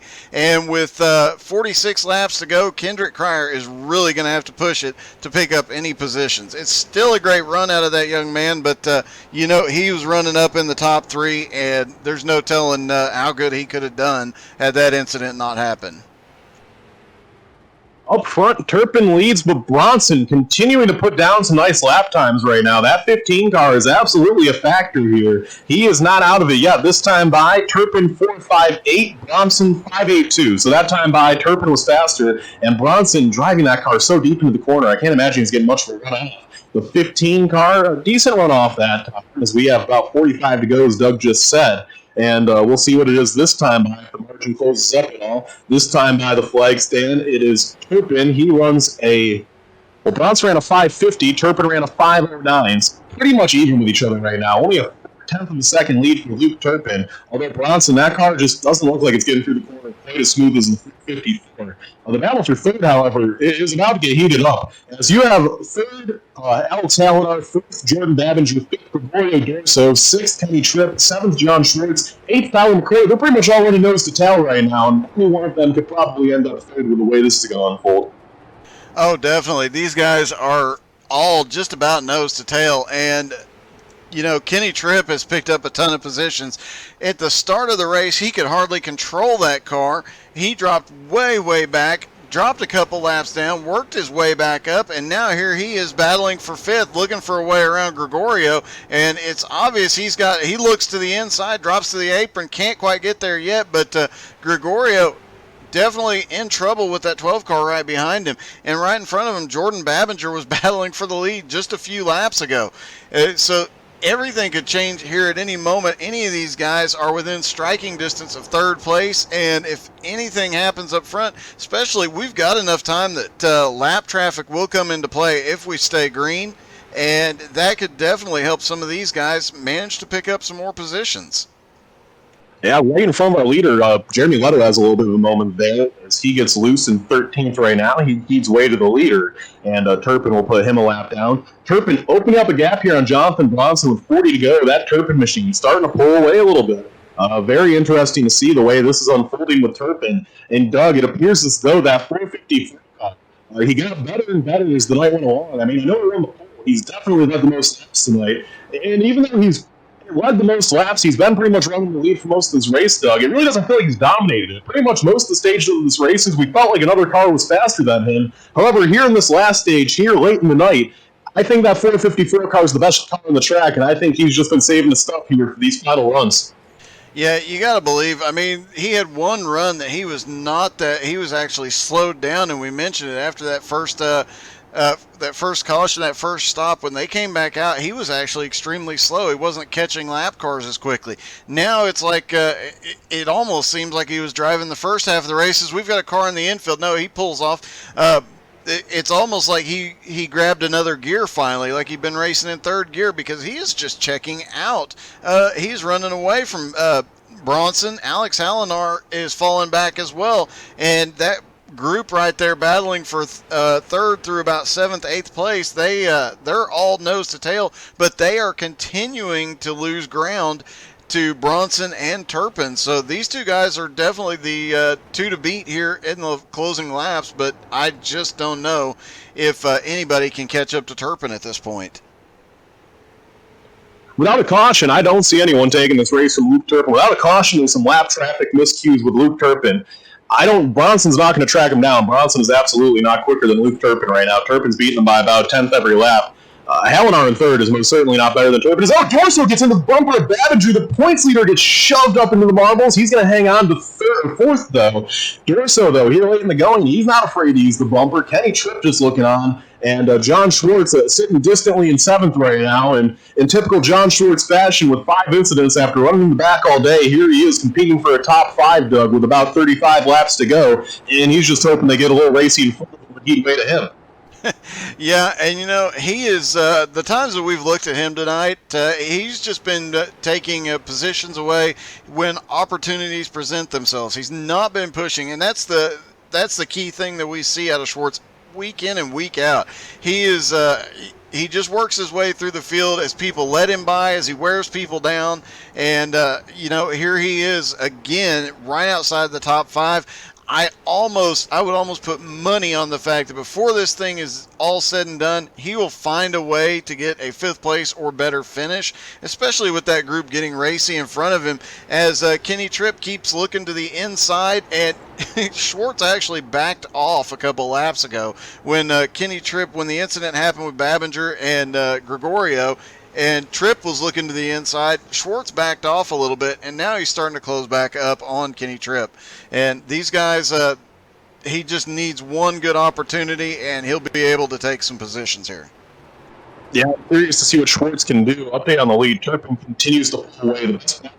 No right front tire on the track. That's Hendren. That car must have tore down the wall. There was no right front tire on the suspension of that machine. Must have been some sort of issue there for Hendren, as he's going to bring that car into the pits from 23rd, 14 laps down. Tough break there for the Sam Oldot Shop 21 car.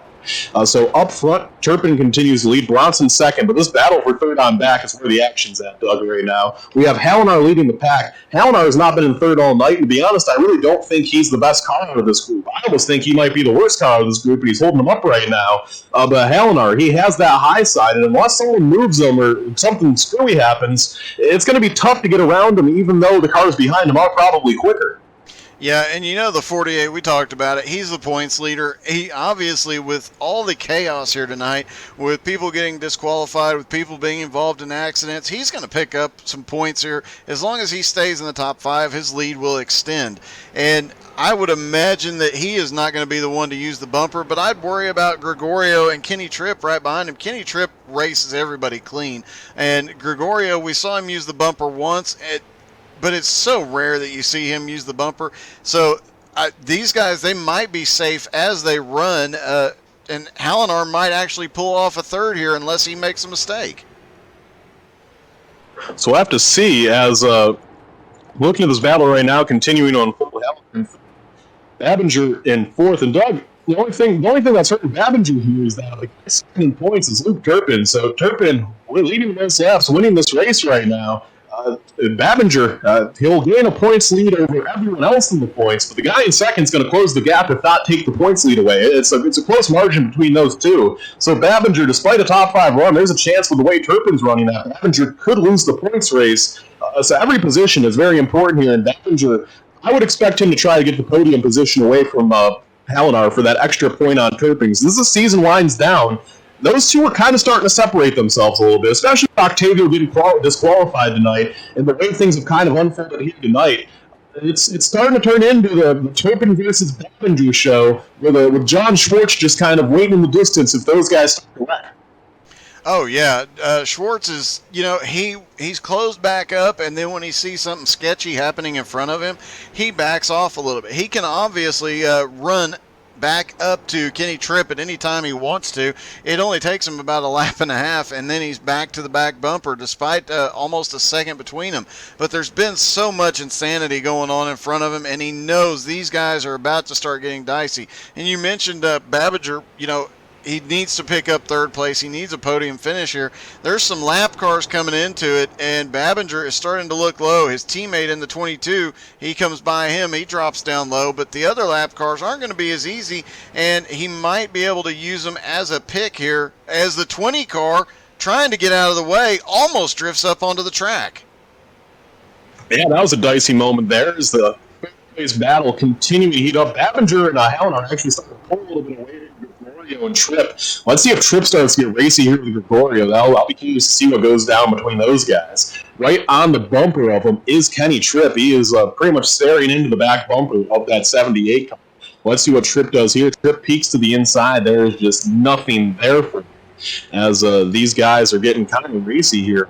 This is getting exciting. We have a few cars that have come down into the pits. I think these are unscheduled pit stops. Do believe one is good. I just don't think fuel strategy will become a factor here. I guess we'll have to keep note, though, and see if anything changes in that department. Turpin with a big lead, though. Bronson in second, continuing to lose ground. He's about 10 slower every lap, and it's still about third place.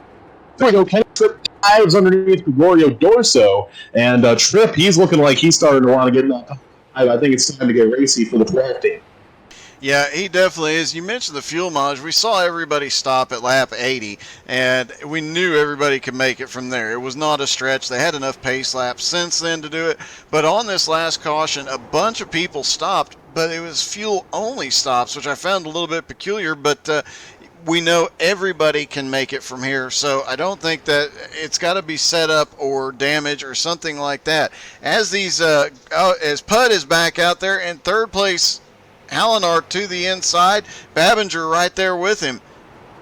They're both having to drop low. Babinger takes a middle line. Putt is in the wall again, and that checkup allowed the 48 to get right on the bumper. He's actually pushing Hallinar down the back straightaway. Gregorio had actually closed back up on the back bumper of Babinger, but these two, with that little bit of a push, they ran back away just down the back straightaway. They definitely have better runoff and better speed down the straightaway right now.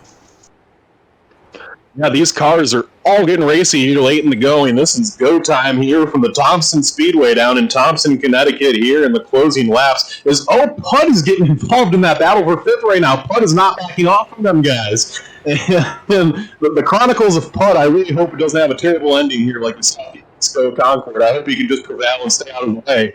You never know with Putt, though. Here we go. Tripp gets a good run off.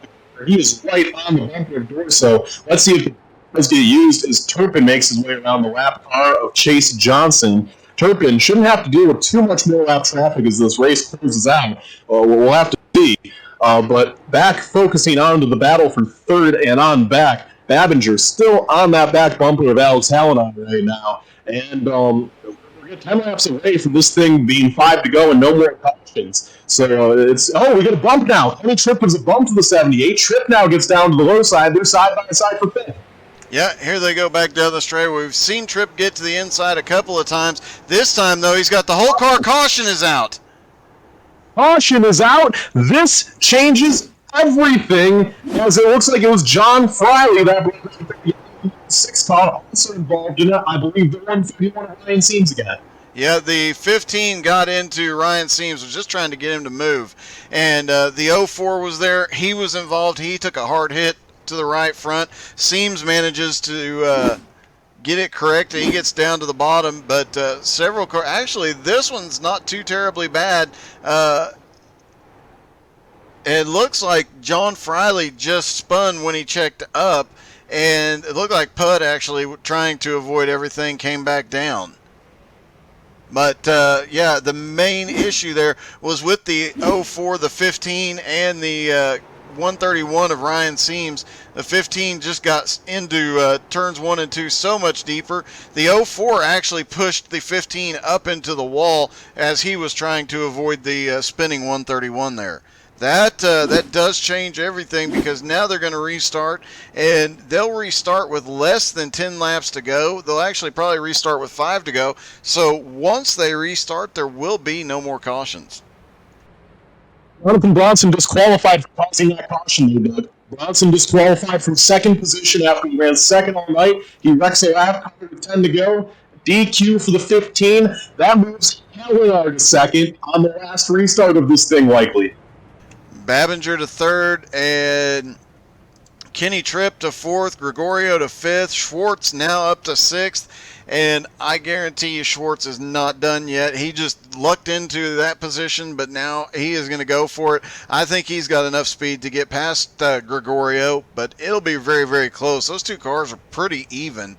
And then Kendrick Cryer now back up into seventh. He has not been able to regain anything since that last incident around lap with about 80 to go. He's not been able to recover really anything in that car, and just no luck there. But one of the fastest cars out there, Kendrick Cryer, now mired back in seventh. This restart is going to be his only opportunity to regain what he lost.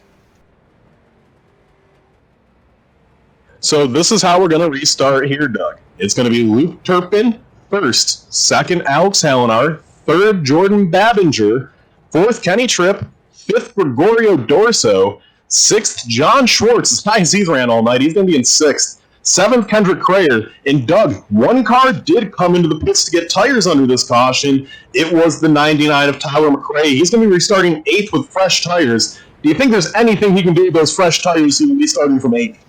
Well, on that last caution, everybody just got fuel. Nobody got tires. He's the only car out there with fresh tires now. I think he might be able to get Kendrick Cryer with those fresh tires. He might be able to get Schwartz. He might be able to pull off a top 5 here. It'll be close, though. And these guys, they're all running so much faster. The difference in speeds, is at most a second, but he's going to have to fight through traffic, and it'll definitely give him an advantage trying to pass people on fresh tires, but with so few laps left, I don't know. He's not losing anything by doing it for certain, but we'll see if it pays off here. Here we go, this time by, they do get the delay, so we got one delay, and that means that we are going to be going, actually no delay, we are staying green here, and we are going to be going green this time by, we're going to be going green with 8 laps to go from the Thompson Speedway. There will still be 3 laps to get the yellow. Let's see what Hallinar does here. Can Hallinar make that outside work on the restart? Turpin's been perfect all night, but he hasn't had to deal with a veteran sim racer like Alex Hallinar. Here they come through 3 and 4. Pace truck pulls off. Hallinar draws even. Green flag in the air, and Luke Turpin gets going. Hallinar does not go. Now it's going to be the 30th Babager challenging Hallinar for that second spot. He touched doors. Oh, the John Schwartz car is up in the wall in turns 1 and 2. He is not going to be battling here. Caution is back out. Jose Godino was involved in that as well. Not sure what happened with Schwartz here. Let's try and get a look at it. But that was... The caution was behind him, Doug. It was actually starting with Austin Edwards in the 66. Schwartz just lost it. He had no grip for some reason. Let's take a look and see if we can find what the caution was for. It looked like Jose Godino was the genesis of that issue. As, the 28 gets into the back of the 20, then the 03, then everybody stacks up behind them, and they go around.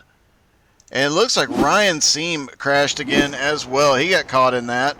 He was down on the bottom, and as everybody checked up and spun in front of him, the 66 spun and got him.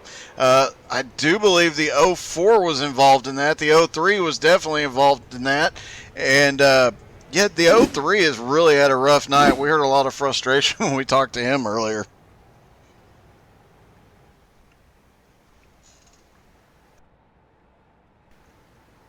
Just taking a look to see how much anger and frustration is going on. Quite a bit of frustration going on in the Discord right now as well at the end of this race. A lot of guys really unhappy with the way things are playing out here tonight. All right. So we are going to be going, it's going to be a green-white checkered, I'm almost positive, it's a green-white checkered regardless. We're going to have a green-white checkered finish here. It's going to be a 2-lap shootout from the Thompson Speedway. If we get 1 to green this time by, it won't be it'll still be green-white checkered, but it won't be overtime. It'll just be the actual 350. If we don't get 2 to green this time by, it will be a little bit more aggressive, it'll be a longer distance in this race. So here we go. Lights do go off the pace truck, I think. Did they? No, they don't. No, so it's going to be overtime. That changes things. Not a lot. I mean, a lot of guys don't need fuel and whatnot, but it is worth noting Tyler McRae picked up 2 spots on that restart, and we get to see if those fresh tires make a difference. Kendrick Cryer now up to 7th. Schwartz all the way back to 8th. You know he's aggravated. It did not look like anybody else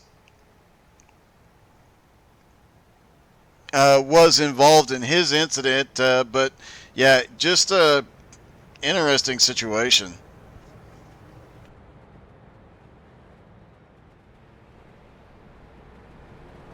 So we're getting the lights off the pace truck here, and it is going to be a green-white checkered finish here from Thompson, Connecticut. We're going to be going green this time by. First and second in points, Babinger, the leader, points leader, will be starting on the high side in second. Luke Turpin second in points as your leader. He started on the inside. This is the last restart of the race. Does he have one more perfect restart in him? Here we go. The pace truck is not going to pull off. We are going to have one more delay here.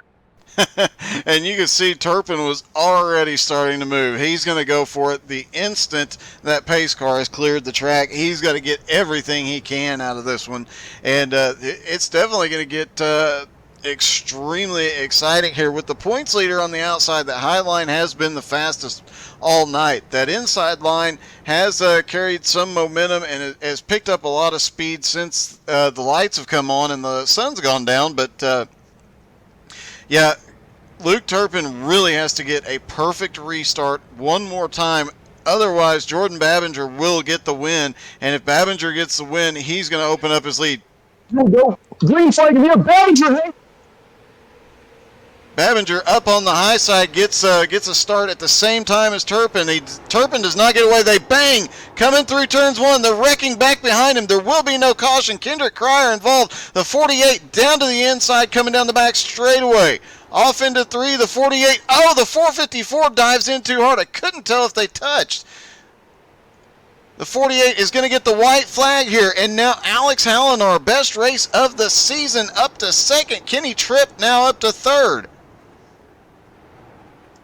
Babinger has the lead coming down the back straightaway. He's got a 0.3 of a second gap. He's just got to be careful.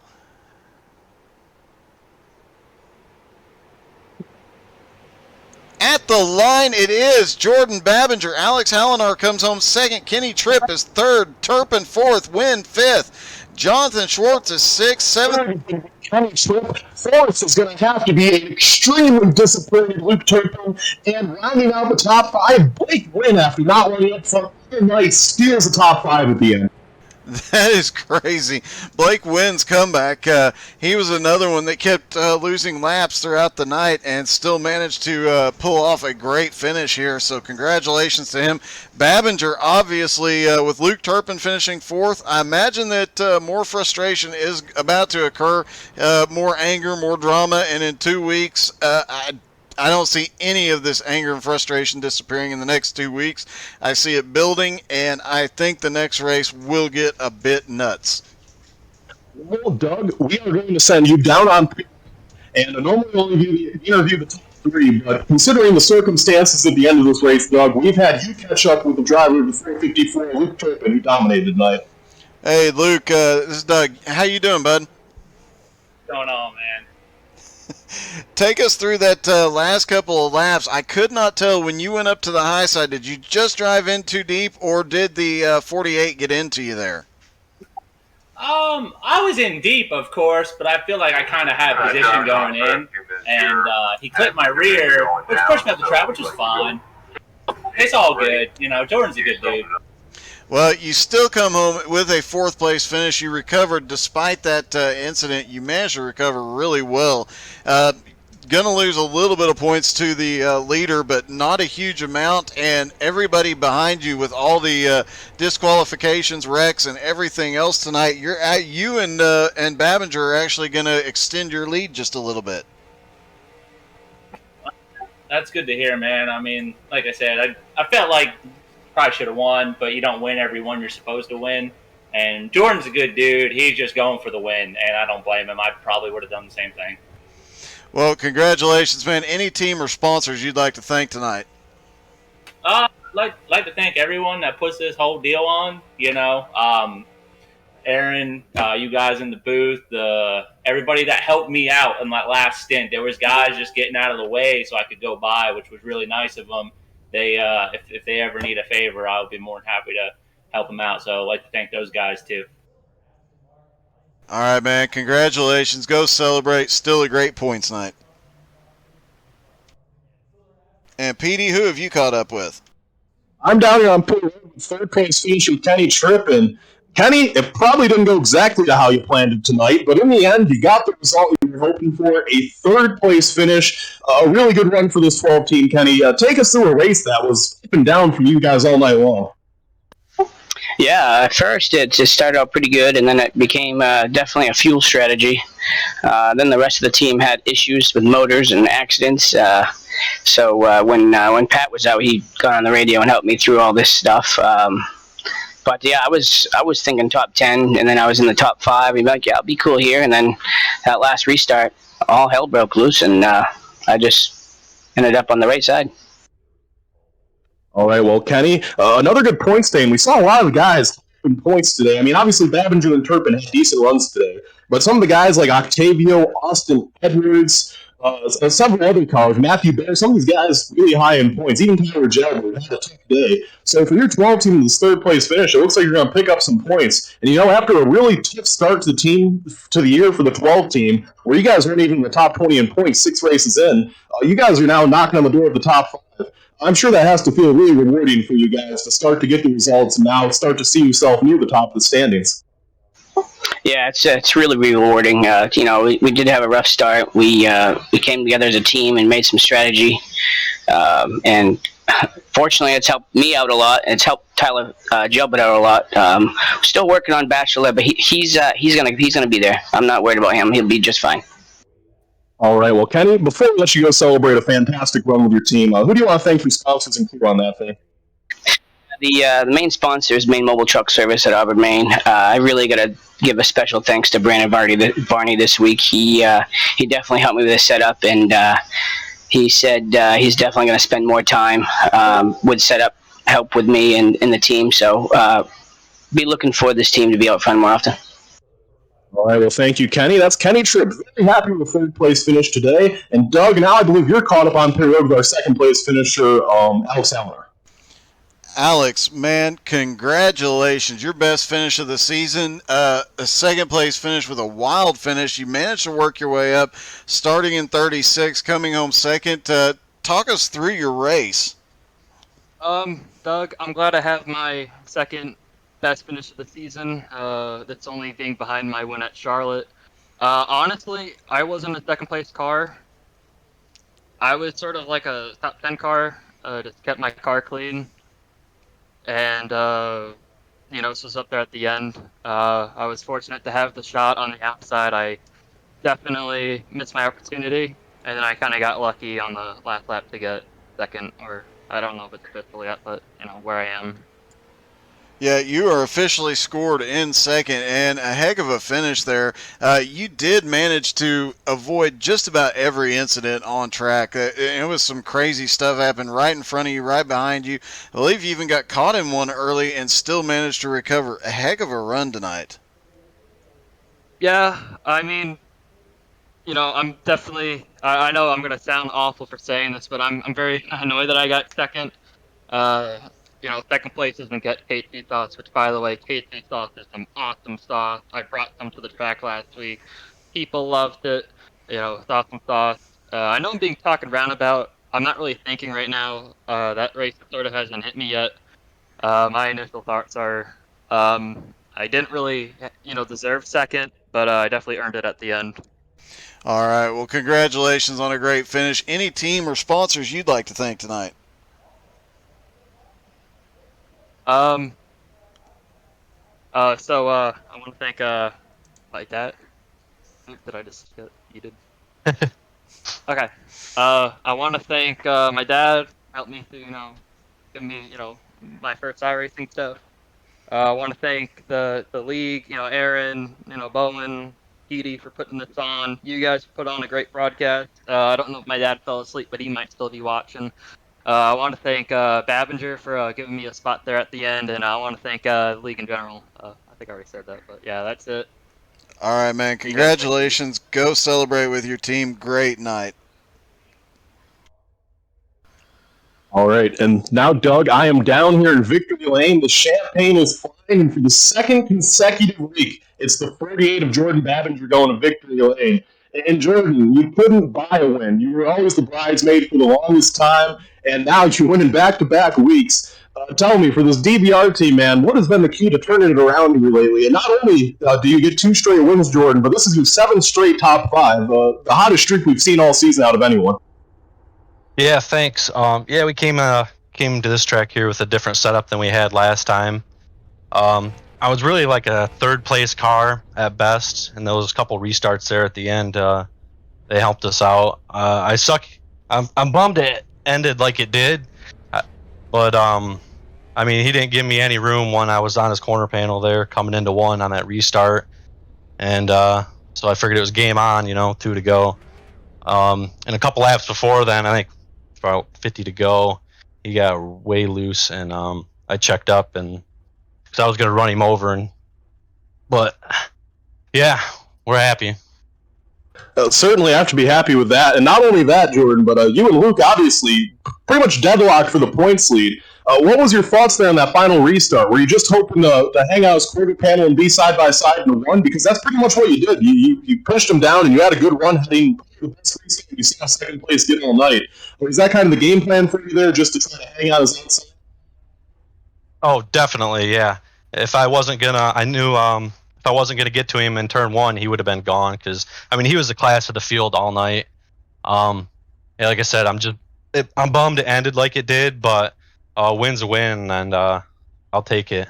But I wanted to say, Jordan, too, we interviewed Luke, and he had no problem with it. He considered that just good short track racing at the end. He seemed perfectly fine with everything that happened there at the end. So now for you guys in the 48 team, we have an off week, and then we head to North Wilkesboro. Do you think you can keep this tremendous top 5 streak alive there, a track that XCAL doesn't visit very much? I'm not sure. I'm going to have to put in a lot of practice there at North Wilkesboro, because last time I went there with you guys, didn't make it past 20 laps, I don't think. So we got some work to do in 2 weeks. Well, Jordan, before we let you go celebrate your second straight win with your team, who do you got to thank for sponsoring you today on the 48 team? I was going to thank snapmobile.shop and you guys at XCAL and everything you guys do. I really appreciate you guys putting these races on, taking the time to do it. I know it's a lot of work. Just really appreciate it. All right, well, congratulations. Now a 2-time winner this season, Jordan Babbinger becomes just the third multi-race winner this year. And Doug, he couldn't, even in the preseason, he never won a preseason race. He finished second and third so many times. All year, he was just up there racing for wins, never could finish it off. He got his first one last week at Michigan in an exciting finish. This week again, gets it again in a very exciting finish. And for Jordan Babbinger, we're starting to get into summer here. It seems like the 48 team's heating up. It definitely is. They are just coming on extremely strong. These guys are they've got something figured out with their chassis, and they're flying through the field. Last week, at Michigan, like you said, it was a wild when he snuck his way up there, managed to keep it clean there, and then he does the same thing again here tonight. He just picked them off one at a time, kept the nose clean, kept the car clean, and then here he is in victory lane 2 weeks in a row. Great job, and despite all the drama on the track, off the track, everything going on, truly an impressive run out of that 48 team. We'll give a few more shout-outs. So the rest of the top 10 were 6th, John Schwartz, 7th, Kendrick Pryor, 8th, Tyler McRae, 9th, Gregorio Dorso. And Doug, for the first time this season, and for the first time since 2013, Derek Colson finished 10th. Derek Colson finally gets that elusive top 10 that he's been looking for oh so long. The last few weeks, Colson has been right outside the top 10. He's now got that top 10 finish, and I'm willing to bet we see him in the top 5 before too much longer. He like the 48, it looks like his car is starting to really come in. His team's really starting to gel, and I think that 5 car is going to be up battling for top 5s before long, and before the season's over, he may end up in victory lane. He just seems to be coming on a little bit late in the season, but he is coming on strong. We hope to see it for Derek. That'll pretty much wrap up things here after the great race from Thompson. XCAL has an off week, then they're back in 2 weeks with the throwback race in North Wilkesboro. On behalf of myself, PDJ Zeller, the voice of XCAL Racing, on behalf of Doug Burns and everyone at How to Suck at iRacing, Doug's the guy pushing all the buttons, making this broadcast possible. Thank you to Doug. On behalf of Aaron Holbush, the president of XCAL Racing, thank you for these great races. Ben Smith, the junior admin that was calling all the calls up for the tower tonight. On behalf of all our great sponsors here at XCAL Racing, including Butt Kicker, K2 Sauces, tonight's premier sponsor for the race, Sim Racer Coin, First and 15, the XCAL Racing web shop, and of course we have Tri-E Incorporated. So many great sponsors. You can check them all out at the XCAL Racing website. website. And of course, thank you to our number one sponsor, you, the fans. Without you, we would be doing this for absolutely nobody. Take it easy, my friend. We'll see you next week.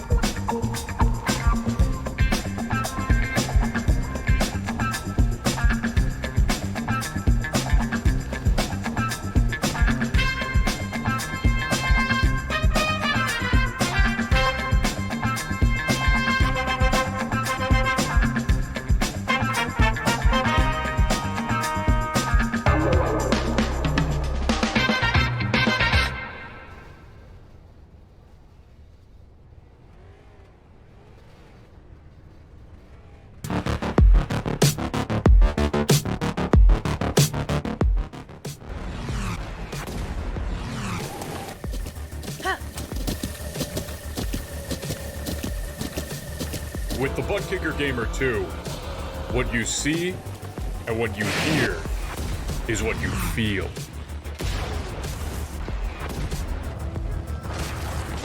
Butt Kicker. The future is feeling.